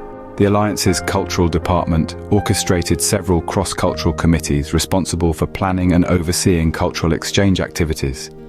These included, but were not limited to, cultural festivals and art exhibitions. Regularly held in major cities on both sides, these events showcased arts, music, dance, and traditional crafts from each culture. Their purpose was to create a tangible platform for citizens to experience and appreciate each other's cultural achievements. Educational exchange programs. Exchange programs for students and teachers were established, allowing them to learn and teach in the other's community for a period. This not only fostered cross-cultural friendships among the younger generation, but also facilitated the sharing of educational methods and content. Language learning promotion. The initiative encouraged citizens from both sides to learn each other's languages. The Alliance supported the development of language courses and introduced bilingual education into the public education system, breaking down language barriers to cultural understanding. Collaborative media projects. Joint media projects like television shows, films, and documentaries were launched to narrate the histories and modern lives of both sides, emphasizing commonalities and the value of diversity. Despite the widespread popularity of these cultural exchange programs, they faced challenges during implementation. Cultural differences and historical prejudices sometimes led to misunderstandings and conflicts. To address these issues, the Alliance created special cultural sensitivity training courses to help participants understand and respect each other's cultural differences. The fruits of these cultural exchange programs gradually came to light. As exchanges deepened, citizens began to appreciate the unique cultural traits of the other side, eliminating much of the hostility born from ignorance and prejudice. The exchange programs in schools and universities were particularly successful, with many students and teachers becoming ambassadors of cross-cultural understanding. As time progressed, cultural exchange programs became a significant pillar of the Alliance's successful integration. These activities not only deepened understanding and respect among citizens, but also laid a solid social foundation for economic and political cooperation. Looking ahead, the Alliance plans to further expand the scale and impact of these activities, including promoting the philosophy and practice of cultural exchange to a wider range of fields and regions. The goal? To establish a more harmonious and inclusive galactic society. This is the power and promise of cultural exchange, a testament to the beauty of diversity and the strength of unity. Why does cultural exchange matter so much in fostering understanding and respect? Well, the answer to this question lies in the history of cultural exchange programs and their impact on societies worldwide. In the beginning, these programs came into existence as a result of the formation of the agency domain and the multi-body alliance. The key to integration and harmonious coexistence between these entities was deemed to be cultural exchange. A series of cultural exchange programs were launched by the Alliance to deepen the understanding and respect for each other's traditions and ways of life among the people of both parties. The planning and implementation of the exchange programs was carried out by several cross-cultural committees organized by the Alliance's Culture Department. Activities planned included cultural festivals and art exhibitions, educational exchange programs, language learning promotion, and collaborative media projects. Each of these was designed to provide people with direct experiences of each other's cultures, promoting mutual appreciation and understanding. However, as with any ambitious project, there were challenges to face. Cultural differences and historical prejudices sometimes led to misunderstandings and conflicts. To address these issues, the Alliance established specific cultural sensitivity training courses to help participants understand and respect each other's cultural differences. Over time, the fruits of the cultural exchange programs began to show. People from both sides started to appreciate the cultural characteristics of each other. eliminating many hostilities based on ignorance and prejudice. Exchange programs in schools and universities were particularly successful, with many students and teachers becoming ambassadors of cross-cultural understanding. As time went on, the cultural exchange programs became a vital pillar of the successful integration of the Alliance. These activities not only deepened understanding and respect among the people, but also laid a solid social foundation for economic and political cooperation. Looking forward, the Alliance plans to further expand the scale and impact of these activities, including promoting the concept and practice of cultural exchange to more fields and broader regions to build a more harmonious and inclusive galactic society.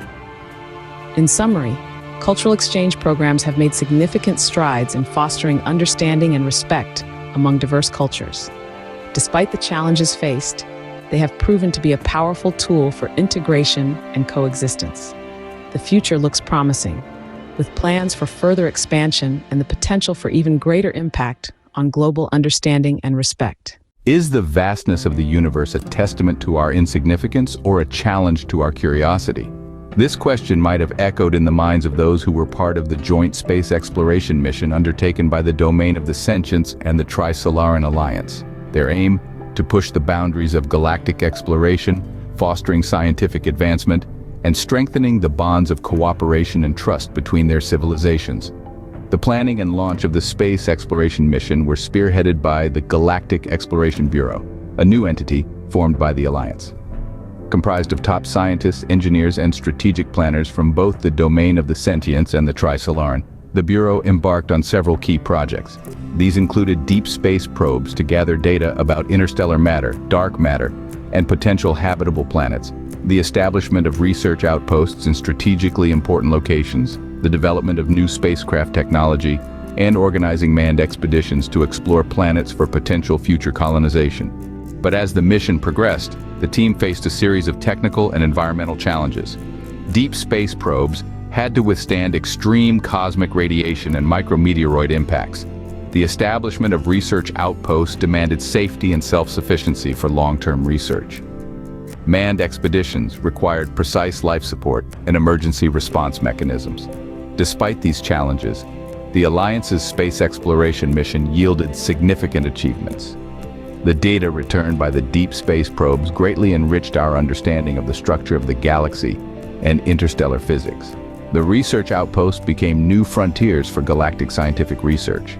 The manned expeditions not only advanced human knowledge of outer space, but also laid the groundwork for future interstellar travel and colonization. More importantly, these joint exploration efforts deepened the cooperation between the Domain of the Sentients and the Tri-Solaran, moving them from the shadows of war towards a partnership committed to the future of the galaxy. The successful space exploration projects also demonstrated the Alliance's technological prowess and peaceful achievements to the entire galaxy, enhancing the Alliance's status and influence within the galactic community. Looking ahead, with ongoing technological advancements and changes in the external environment, the Alliance plans to expand the depth and breadth of space exploration. This includes launching probes to even greater distances and establishing more extraterrestrial research bases. These efforts are expected to further promote scientific development, deepen our understanding of the universe, and offer new opportunities for cooperation and shared benefits for all civilizations in the galaxy. Have you ever pondered upon the profound impact of cultural exchange, the intertwining of traditions, the shared understanding of values, and the mutual respect that blooms from these interactions are pivotal to the harmony of societies? Today, we delve into the fascinating journey of cultural exchange programs, tracing their roots and exploring their evolution. In the advent of the Domain of Agents and the Multiverse Alliance, cultural exchange emerged as a cornerstone of integration and peaceful cohabitation. To foster mutual understanding and respect, the Alliance birthed a series of cultural exchange initiatives aimed at immersing the citizens of both sides in each other's traditions and lifestyles. The Alliance's Cultural Department orchestrated several cross-cultural committees responsible for planning and overseeing cultural exchange activities. These included, but were not limited to, cultural festivals and art exhibitions. Regularly held in major cities on both sides, these events showcased arts, music, dance, and traditional crafts from each culture. Their purpose was to create a tangible platform for citizens to experience and appreciate each other's cultural achievements. Educational exchange programs. Exchange programs for students and teachers were established, allowing them to learn and teach in the other's community for a period. This not only fostered cross-cultural friendships among the younger generation, but also facilitated the sharing of educational methods and content. Language learning promotion. The initiative encouraged citizens from both sides to learn each other's languages.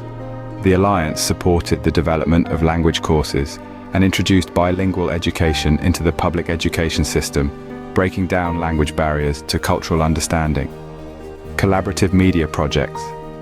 Joint media projects like television shows, films, and documentaries were launched to narrate the histories and modern lives of both sides, emphasizing commonalities and the value of diversity. Despite the widespread popularity of these cultural exchange programs, they faced challenges during implementation. Cultural differences and historical prejudices sometimes led to misunderstandings and conflicts. To address these issues, the Alliance created special cultural sensitivity training courses to help participants understand and respect each other's cultural differences. The fruits of these cultural exchange programs gradually came to light. As exchanges deepened, citizens began to appreciate the unique cultural traits of the other side, eliminating much of the hostility born from ignorance and prejudice. The exchange programs in schools and universities were particularly successful, with many students and teachers becoming ambassadors of cross-cultural understanding. As time progressed, cultural exchange programs became a significant pillar of the Alliance's successful integration. These activities not only deepened understanding and respect among citizens, but also laid a solid social foundation for economic and political cooperation. Looking ahead, the Alliance plans to further expand the scale and impact of these activities, including promoting the philosophy and practice of cultural exchange to a wider range of fields and regions. The goal? To establish a more harmonious and inclusive galactic society. This is the power and promise of cultural exchange, a testament to the beauty of diversity and the strength of unity. How critical are safety protocols and oversight bodies in maintaining peace? Let's delve into this.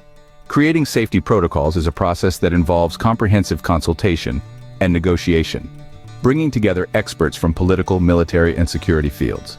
These protocols primarily cover three major areas. Firstly, military transparency and arms control. The protocols set out standards for military transparency within the Alliance and measures for arms control. This includes regular declarations of military forces and weapon systems, along with restrictions and regulations on weapons of mass destruction. Secondly, joint defense mechanisms. They establish a set of joint defense protocols to formulate a united response mechanism against external threats.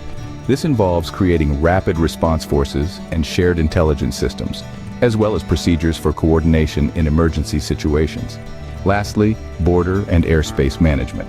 The protocols lay down clear rules for border management and airspace surveillance to prevent border disputes and illegal intrusions, while enhancing security cooperation in border areas. To ensure effective implementation of safety protocols, an independent oversight body has been established, the Alliance Safety and Peace Committee, ASPC. The responsibilities of this committee include overseeing execution, monitoring the implementation of all safety protocols, regularly inspecting and assessing members' compliance, and investigating and sanctioning any breaches of the protocols. Crisis management. Coordinating the Alliance's response measures in the event of a security crisis or conflict, managing the crisis resolution process, and ensuring swift and effective problem solving. Training and education. Conducting training programs on security policies and crisis management to enhance the Alliance members' capabilities in security management and conflict prevention. Public communication and transparency. Informing the public about security conditions and major events to increase policy transparency and public trust in the oversight body. In its early stages, the operation of the ASPC faced a number of challenges, including balancing the security concerns of member nations, handling sensitive intelligence information, and unifying action standards amid different legal and cultural backgrounds. To overcome these hurdles, the ASPC adopted a flexible and inclusive working approach, closely cooperating with all members while incorporating international law and best practices to guide its decision-making and actions. Over time, the ASPC has gradually become a trusted security institution both within and outside the alliance. Through effective supervision and crisis management, the institution has not only enhanced the internal stability of the alliance but also improved its security reputation in the galactic society. These efforts ultimately contribute to creating a more peaceful and secure galactic environment, providing a solid guarantee for the prosperous development of the alliance and its members. In conclusion, safety protocols and oversight bodies play a crucial role in maintaining peace. They provide a framework for cooperation, transparency, and joint action, reducing the risk of conflict and enhancing stability. By understanding their importance, we can better appreciate the intricate work that goes into maintaining peace and stability in our world and beyond. Have you ever pondered the potential implications of a fully integrated global economy? Imagine a world where trade barriers are rendered obsolete, currencies are unified, and the flow of labor and resources is as seamless as the wind. Such a world may seem utopian, yet it's the goal of economic integration, a process that could shape the economic landscape of our future. Economic integration is a progressive process that involves several key steps. It begins with the elimination of tariffs and trade barriers. The aim is to establish a free trade area where goods, services, and even digital products can flow freely, unencumbered by traditional hindrances. The second step involves the introduction of a common currency. The goal here is to simplify transaction processes and reduce exchange rate risks. This move is often implemented gradually, initially coexisting with existing currencies before eventually replacing them entirely. The third step involves promoting the free flow of labor and resources, especially in industries that require specific skills and talents. This includes simplifying work visa processes and recognizing qualifications across borders, thereby encouraging the movement of professionals and skilled workers. However, economic integration is not without its challenges. Disparities in economic development among member countries can lead to imbalances. To address this, special funds are established to support structural adjustments and development in weaker economies. Another challenge lies in unifying economic policies and legal norms. To this end, coordination committees are established to promote policy consistency among member states.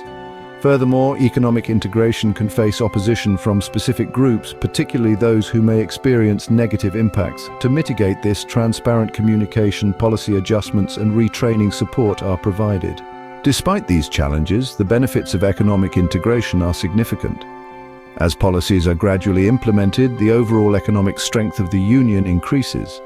Trade and investment growth fuels the rapid development of industries and services, creating numerous job opportunities. The introduction of a common currency reduces transaction costs and complexities, boosting economic efficiency. The success story of economic integration sets a precedent for economic cooperation among other civilizations. This process not only deepens cooperation among member states, but also contributes significantly to the stability and prosperity of the entire global economy. In summary, economic integration is a multifaceted process that involves the elimination of trade barriers, the introduction of a common currency, and the promotion of labor and resource mobility. While it presents several challenges, including economic disparities, policy unification, and social opposition, the potential benefits make it a compelling strategy for economic growth and stability. So the next time you ponder the future of our global economy, remember this: economic integration could be the key to unlocking a prosperous and harmonious world. Could a political structure hold the key to a successful united government? Today, we delve into the formation of a new political structure designed to manage a united government, a product of gradual economic, cultural, and security integration between the realm of proxies and the multi-entities. The design of this new political structure is the result of extensive consultations and rounds of negotiations. It consists of several main components: the United Assembly. The legislative body of the new political structure consists of representatives from both the realm of proxies and the multi-entities. Its primary function is to enact laws and policies of the alliance, oversee the operation of the executive body, and represent the will of the people. The Executive Committee, the executive body of the alliance, is responsible for the daily operation of the government and policy execution. The committee, led by a united head of state, has various departments such as diplomacy, defense, finance, technology, and social welfare to manage government affairs professionally. The judicial body, an independent institution in the new political structure, interprets laws and adjudicates legal disputes within the alliance. Its establishment aims to ensure the uniform enforcement and fairness of the law, prevent abuse of power, and handle disputes among alliance members. The Oversight Department is responsible for supervising the behavior of government officials and institutions, ensuring their actions comply with legal and ethical standards. The department's establishment aims to increase government transparency and public trust. However, despite the inclusive and balanced design of the new political structure, it still faces a series of challenges in operation. Cultural and political differences between the realm of proxies and the multi-entities could lead to friction in decision-making and policy execution. To address this, the Alliance holds regular exchanges and seminars to enhance mutual understanding and find consensus. Ensuring equal treatment of all members' interests within the Alliance is a continuous challenge. The Alliance has established a power balance committee to handle issues of uneven power distribution, ensuring all members' voices are heard fairly. Increasing public participation and satisfaction with the new political structure is another key task. The Alliance has established a multi-channel public consultation and feedback system to allow direct public participation in the policy-making process, enhancing policy transparency and acceptance. As the new political structure gradually stabilizes and matures, the governance efficiency and fairness of the Alliance have significantly improved. This structure has not only promoted internal harmony and cooperation, but also elevated the Alliance's diplomatic status and influence within the galaxy. Looking forward, the Alliance plans to further improve the political structure, making it more flexible and adaptable to changes, continuing to serve the peace and prosperity of the entire galaxy. The advent of a new era marked by the successful implementation of new political structures and smooth advancement of alliance policies has been celebrated with a series of grand festivities. These celebrations are not merely affirmations of the achievements of the alliance, but also act as motivation for all members to continue moving forward. Now, let's delve into the planning and execution of these festivities. The planning revolves around showcasing the achievements of the alliance and emphasizing the theme of progressing together. The events include an opening ceremony. A grand opening ceremony was held in the capital of the Alliance with invitations extended to senior officials from all Alliance members, diplomatic representatives, and the public. At the opening ceremony, the Alliance leadership delivered a speech, reviewing the important journey and achievements of the Alliance since its establishment and looking forward to the future development direction. A cultural arts festival. A week-long cultural arts festival showcased the artistic and cultural heritage from the domain of the agents and the multi-body. Activities included traditional music, dance performances, art exhibitions, and cultural lectures aimed at promoting cultural understanding and appreciation among the members. A technology exhibition. A technology exhibition themed Innovation for the Future showcased the latest results of the Alliance in scientific research and industrial development. The exhibition not only displayed high-tech products and technologies to the public, but also held a series of seminars and workshops, allowing participants to understand the scientific principles and application prospects behind these technologies. Youth and Education Day. A specially set Youth and Education Day aimed at inspiring the younger generation to actively participate in the future construction of the Alliance. Activities included youth forums, entrepreneurial competitions, and academic exchanges, encouraging young people to share their innovative ideas and projects. A closing ceremony. The climax of the festivities was a spectacular closing ceremony, which included a large-scale concert and fireworks display. At the closing ceremony, the Alliance leadership once again delivered a speech, thanking all participants for their efforts and contributions, emphasizing the importance of unity and cooperation, and expressing a hopeful outlook for the future. The impact of these celebrations has greatly enhanced the social cohesion of the Alliance and public participation. Through a series of meticulously planned activities, the Alliance has successfully displayed its multicultural charm and technological development achievements to the world, while also strengthening trust and friendship among its members. Looking forward, the Alliance plans to continue using these large-scale celebrations as a platform to promote social, cultural, and economic development. By regularly holding similar activities, the Alliance hopes to continually inspire public participation and innovative spirit, bringing sustained momentum and inspiration for a more prosperous and harmonious future. What if we dared to imagine a world free of conflict? A universe where peace is more than a fleeting concept but a tangible reality. This is not a utopian dream, but a journey we have been on for decades, tracing the evolution of an alliance forged in the fires of cooperation and mutual respect. In the beginning, the alliance was a vision, born from the ashes of the past's turmoil. The integration of the domain of agents and the multi-body alliance was the first step in the right direction. As the alliance became more robust with policies, it stepped into an era of unprecedented peace and stability. This peace resonates not only in the absence of military conflict, but in the prosperity of the economy, the exchange of culture, and the integration of society.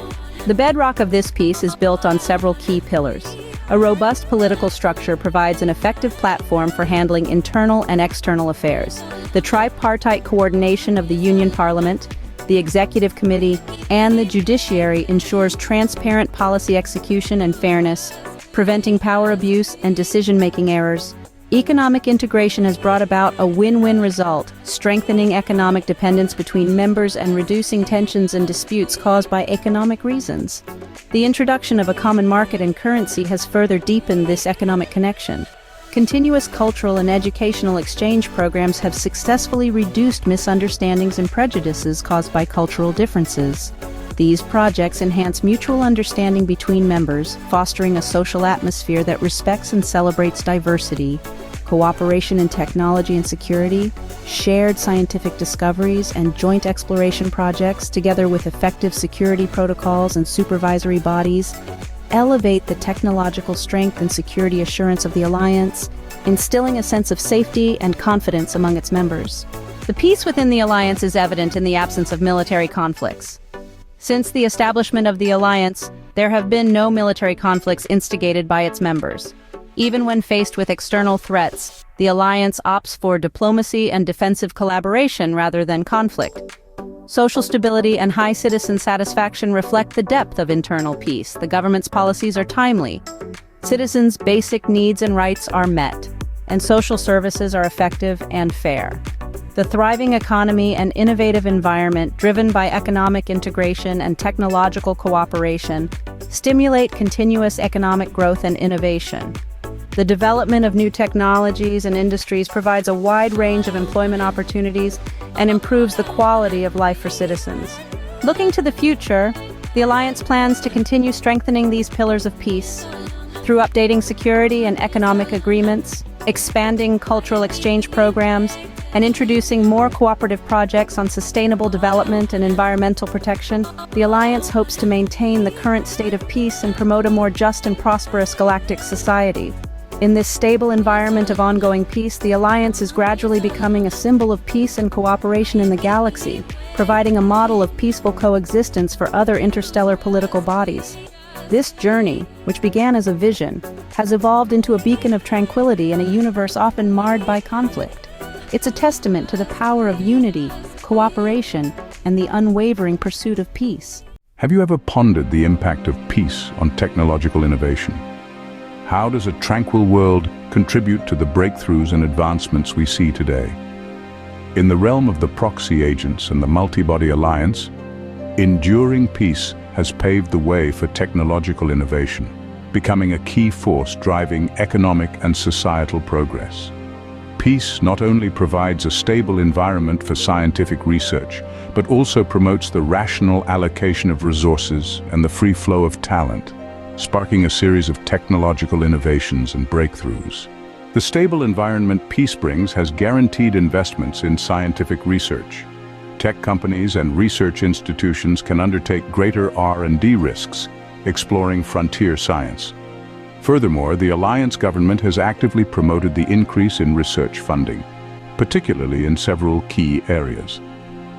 Sustainable energy technology with a focus on developing solar energy, wind energy, and nuclear fusion to address the growing energy demand and environmental protection challenges within the Alliance. biomedical science with investments in gene editing, regenerative medicine, and personalized medicine to enhance the quality and accessibility of medical services. Space exploration and development, pushing forward deep space detection technology and resource development technology, especially breakthroughs in asteroid mining and interplanetary travel technology.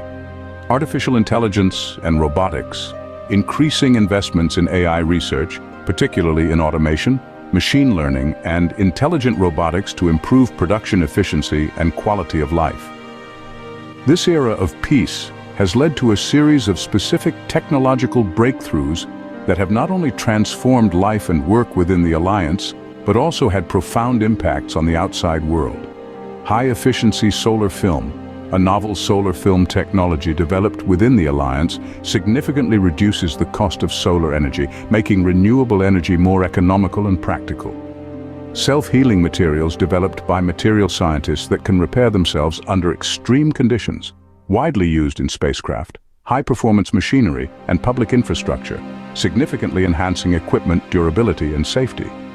Smart health monitoring systems, a new system in the biomedical field that can track an individual's health status in real time and predict potential health problems through big data analysis, greatly enhancing preventive medicine. Automation and robotic labor, advanced automation solutions developed in the field of artificial intelligence and robotics, widely applied in agriculture, manufacturing, and services, effectively improving production efficiency and freeing up human resources. Looking ahead, technological innovation is a key driver of the Alliance's ongoing prosperity. The Alliance plans to further strengthen international cooperation in the field of technology, promoting its own technological progress and contributing to the technological development of the entire galaxy through the sharing of knowledge, technology, and resources. The Alliance leadership firmly believes that continued technological innovation and cooperation will bring a better life and broader development space for future generations. Have you ever wondered why we celebrate diversity and inclusion through cultural events and holidays? Why these celebrations seem to hold a special place in the heart of our global society?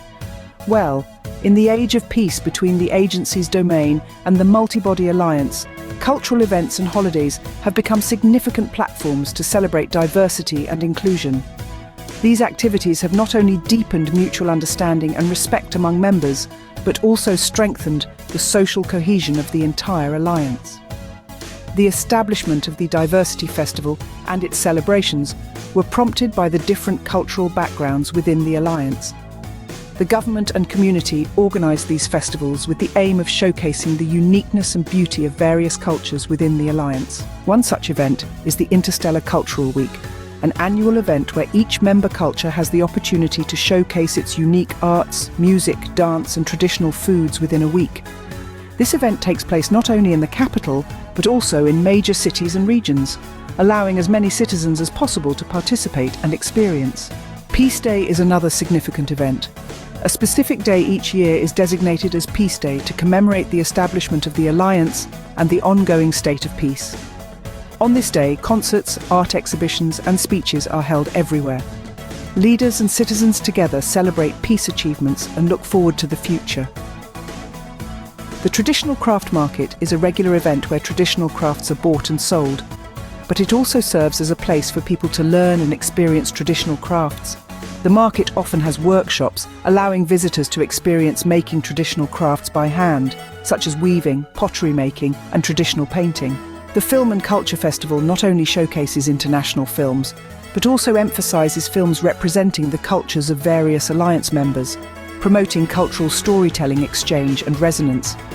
In addition, discussion groups and director meet and greets are held, allowing the audience to better understand the cultural background behind the films.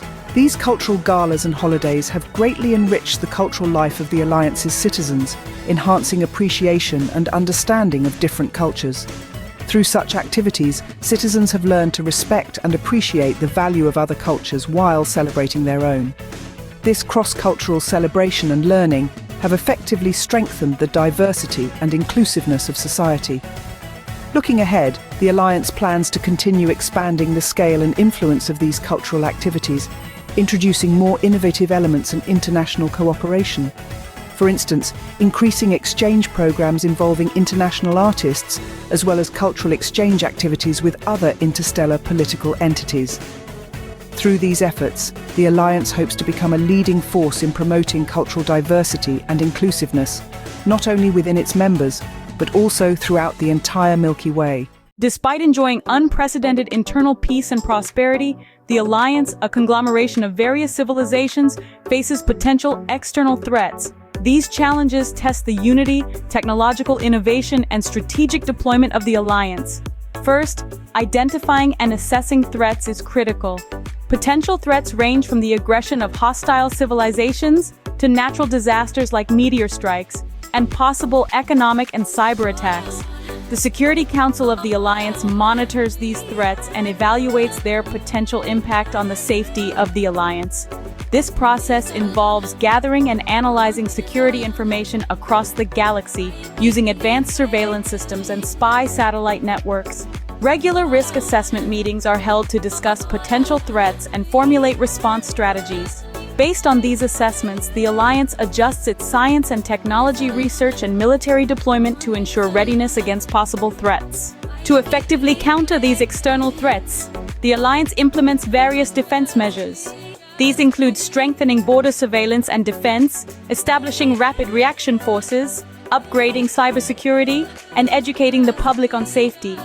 High-tech surveillance equipment and defense systems are deployed at the borders. The Rapid Response Force, a diverse team of space fleets and special forces, is trained to respond to any security threat in the shortest possible time. Cybersecurity systems are fortified to counter cyber threats, and public safety education and training are offered.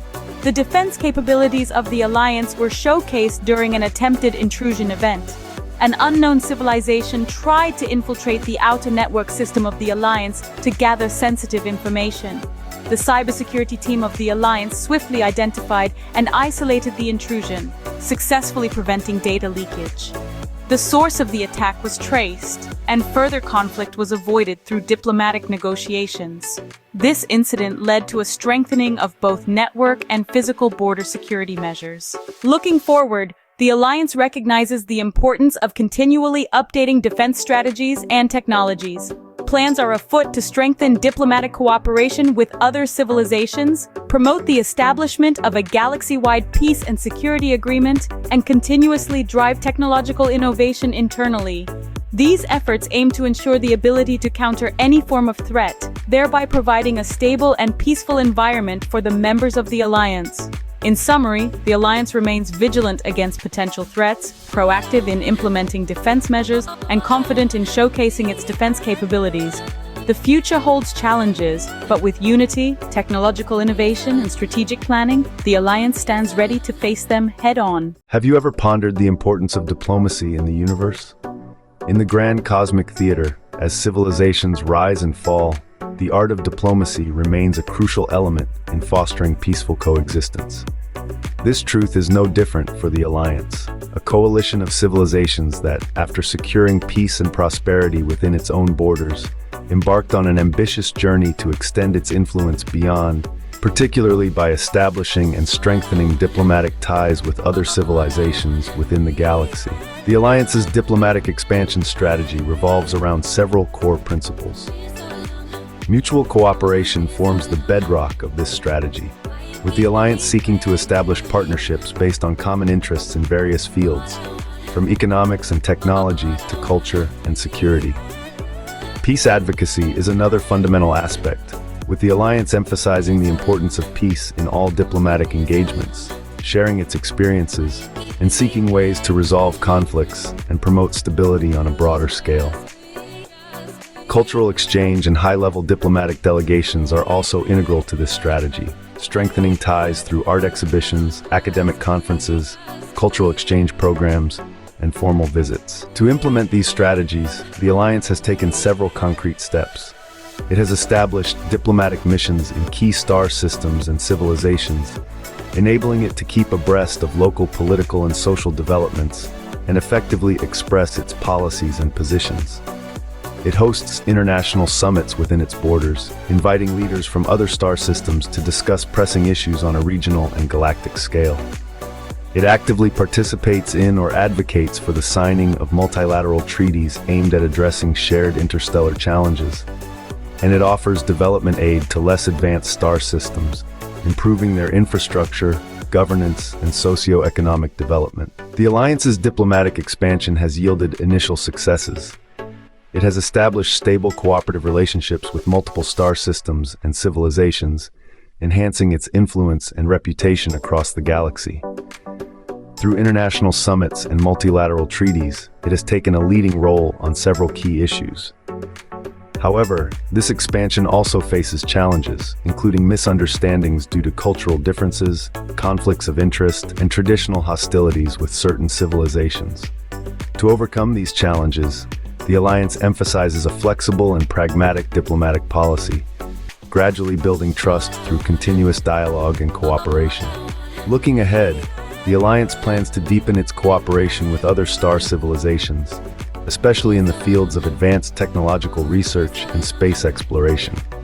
Through these efforts, the Alliance not only aims to solidify its role as a guardian of peace, but also strives to be a significant force driving technological progress and social development across the galaxy. In summary, the Alliance's diplomatic expansion strategy is a multifaceted approach involving mutual cooperation, peace advocacy, cultural exchange, and high-level diplomatic delegations. Its implementation involves establishing diplomatic missions, hosting international summits, signing multilateral treaties, and providing development aid. Despite facing challenges, the Alliance remains committed to overcoming them and continuing its diplomatic expansion, with the ultimate goal of fostering peace and cooperation across the galaxy. Why do we continue to rely on an educational model that was designed for a world that no longer exists?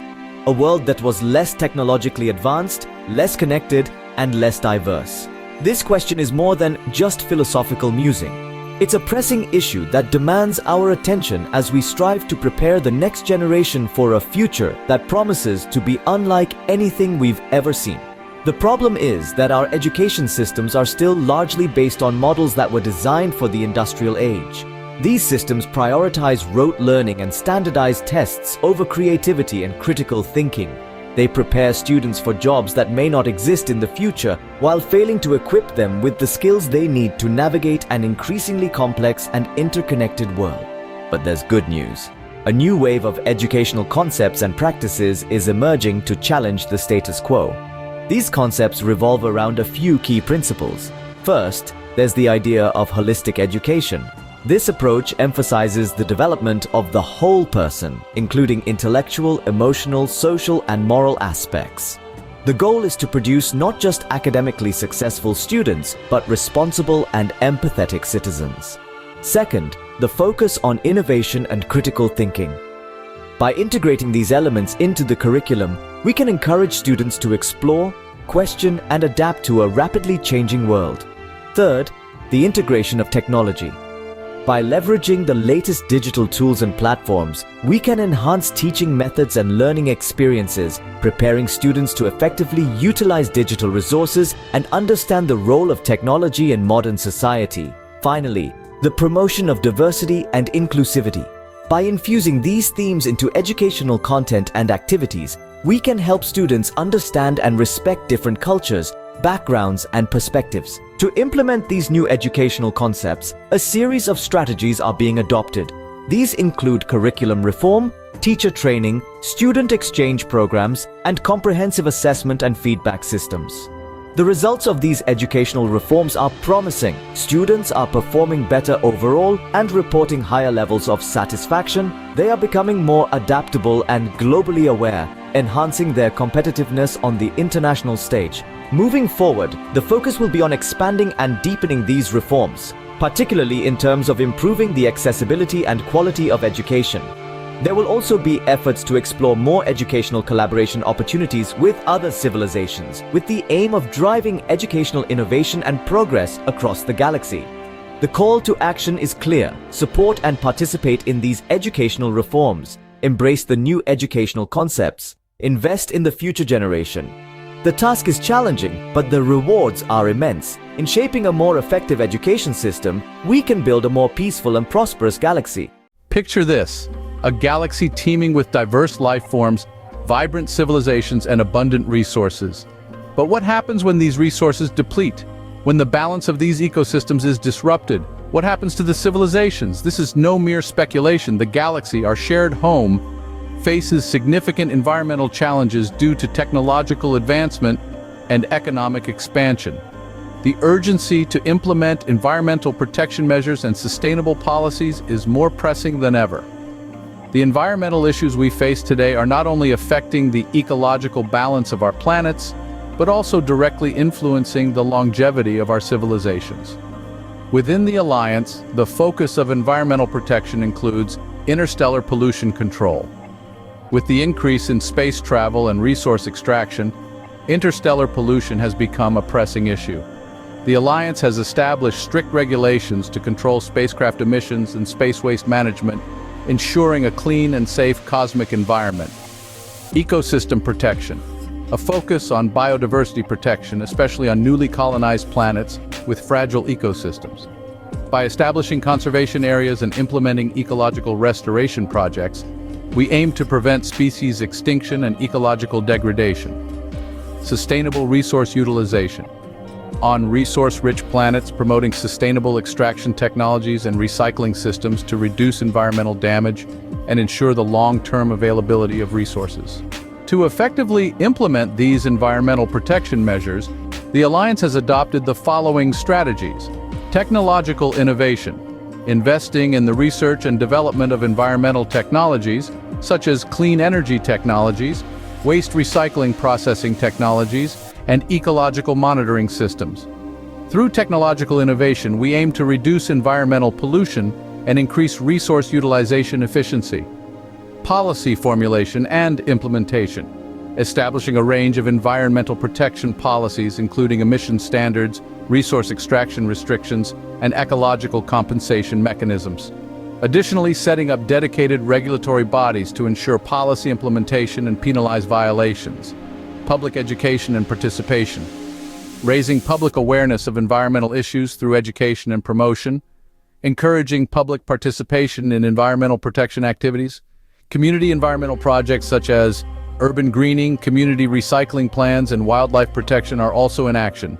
Output: the Alliance's environmental measures have already yielded initial results, such as successfully reducing industrial pollution on several planets and restoring a number of ecosystems. However, as the Alliance expands and economic activities increase, new environmental challenges continue to emerge, such as dealing with cross-galaxy environmental impacts and coordinating different planetary environmental standards.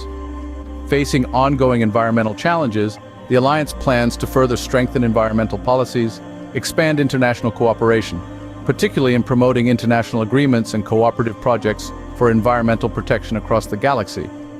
In addition, the Alliance will continue to promote innovation in environmental technologies, ensuring the goals of sustainable development can be achieved in the broader galactic environment. Through these efforts, the Alliance hopes to contribute to the long-lasting peace and prosperity of the galaxy, while protecting and restoring our shared cosmic home. Because after all, we only have one galaxy, and it's up to us to protect it. Imagine a world where artificial intelligence makes decisions that impact your daily life, but you have no insight into how these decisions are made. Or a world where your genetic makeup can be altered at will, potentially crossing ethical boundaries. These scenarios are not part of some dystopian future, but rather they are pressing issues of today, brought about by rapid technological advancements. At the heart of these developments lie ethical issues in technology, a subject that has become increasingly critical in recent years. The rapid pace of technological advancements has resulted in a myriad of ethical dilemmas that society needs to address. Key areas of concern include the ethical use of artificial intelligence. This pertains to ensuring transparency, fairness, and privacy in AI decision-making. Then there's genetic editing technology, which carries enormous medical potential but also raises significant bioethical questions, especially around altering human hereditary traits. The rise of automation and its impact on employment is another pressing issue. With the widespread adoption of automation technology, how can society address job displacement and growing inequality? And in an era of big data and the Internet of Things, how can individuals' data be protected from misuse? To tackle these ethical issues, certain strategies have been put in place. These include the establishment of ethical guidelines that provide clear conduct for researchers and tech companies. Ethical review boards have been set up to evaluate key tech projects and research for ethical concerns and provide solutions. Public education and awareness raising have been prioritized, with a focus on enhancing understanding of tech ethics, particularly in schools and higher education institutions. There's also a push for international cooperation in setting and implementing tech ethics standards and regulations. One example of practical application of tech ethics is in the development of AI systems for medical diagnosis. Ethical review boards have paid particular attention to the transparency of decision-making in these systems and how patient data is handled. Through third-party audits and privacy protection measures, ethical use of these systems has been ensured. Despite progress in tech ethics, new ethical issues continue to emerge with ongoing tech advancement. The plan moving forward is to strengthen the enforcement of ethical guidelines and expand international cooperation to address global tech ethics challenges. Public education on tech ethics will continue to be promoted, ensuring everyone in society understands and can participate in discussions on tech ethics. By pushing for these efforts, the hope is to promote the importance of tech ethics across the galaxy, providing a solid ethical foundation for the sustainable development of all civilizations. In a nutshell, the ethical challenges brought about by technology are real and pressing. From AI to gene editing, automation, and data privacy, these issues demand immediate attention and action. Solutions like ethical guidelines, review boards, public education, and international cooperation are part of the strategy to address these challenges. As technology continues to evolve, so too must our approach to its ethical implications, ensuring that advancements benefit society without compromising ethical standards. One of the most pressing challenges the Alliance may face is environmental degradation. Despite current conservation efforts, the accelerating industrialization of external galaxies and overexploitation of natural resources could exacerbate environmental issues, disrupting the ecological balance of Alliance planets. The solution? Reinforce existing environmental policies, introduce advanced technologies, and foster international cooperation to combat environmental degradation. Instituting stricter resource management systems would ensure sustainable development. Political instability presents another challenge. As the Alliance expands and deepens, internal political differences could lead to disagreements in policymaking and execution, affecting unity and efficiency. The way forward? Enhance the transparency of policymaking and increase opportunities for public participation in political processes to reduce internal instability. Establishing more effective communication channels and mediation institutions can help resolve disagreements. Rapid technological advancements could also bring about new ethical challenges, such as gene editing and artificial intelligence autonomy. These issues could challenge existing legal and moral frameworks. The response? Continually update technological ethical guidelines to address emerging challenges. Form a specialized ethics committee to oversee technological research and application, ensuring alignment with Alliance ethical standards. The Alliance could also face external security threats from new or existing hostile forces, either through direct military aggression or via cyber attacks and economic pressures. The solution? Strengthen intelligence sharing and defensive cooperation, build broader security alliances with other civilizations, and develop advanced defense technologies to improve the Alliance's response to external threats. Economic fluctuations, a byproduct of global economic instability, could impact the Alliance's economy, particularly in areas of key resource and energy dependency. The countermeasure? Diversify the economic structure to reduce dependency on a single economic sector or resource. Establish robust economic risk assessment and response mechanisms to protect the Alliance from global economic fluctuations. In summary, by anticipating future challenges and proactively preparing solutions, the Alliance can not only maintain its current peace and prosperity, but also lay a solid foundation for the distant future. The goal of the Alliance is to be a leader in promoting peace, stability, and cooperation across the galaxy, continually striving and innovating to create sustained value and welfare for all member civilizations. Ever pondered upon the profound importance of peace? It's not just a mere absence of conflict, but the cornerstone of existence, fostering technological advancements, cultural prosperity, and social justice. Without peace, achievements could easily become ephemeral, susceptible to external conflicts and internal fractures. In the face of numerous challenges and changes, the Assembly of Representatives and the Multitude Alliance reaffirm their unwavering commitment to peace. This commitment does not merely echo in the corridors of power, but resonates within the hearts of every individual in the alliance. The reaffirmation occurred at a special assembly, a global gathering of leaders, delegates, and the public. The keynote speech of the assembly emphasized several key points.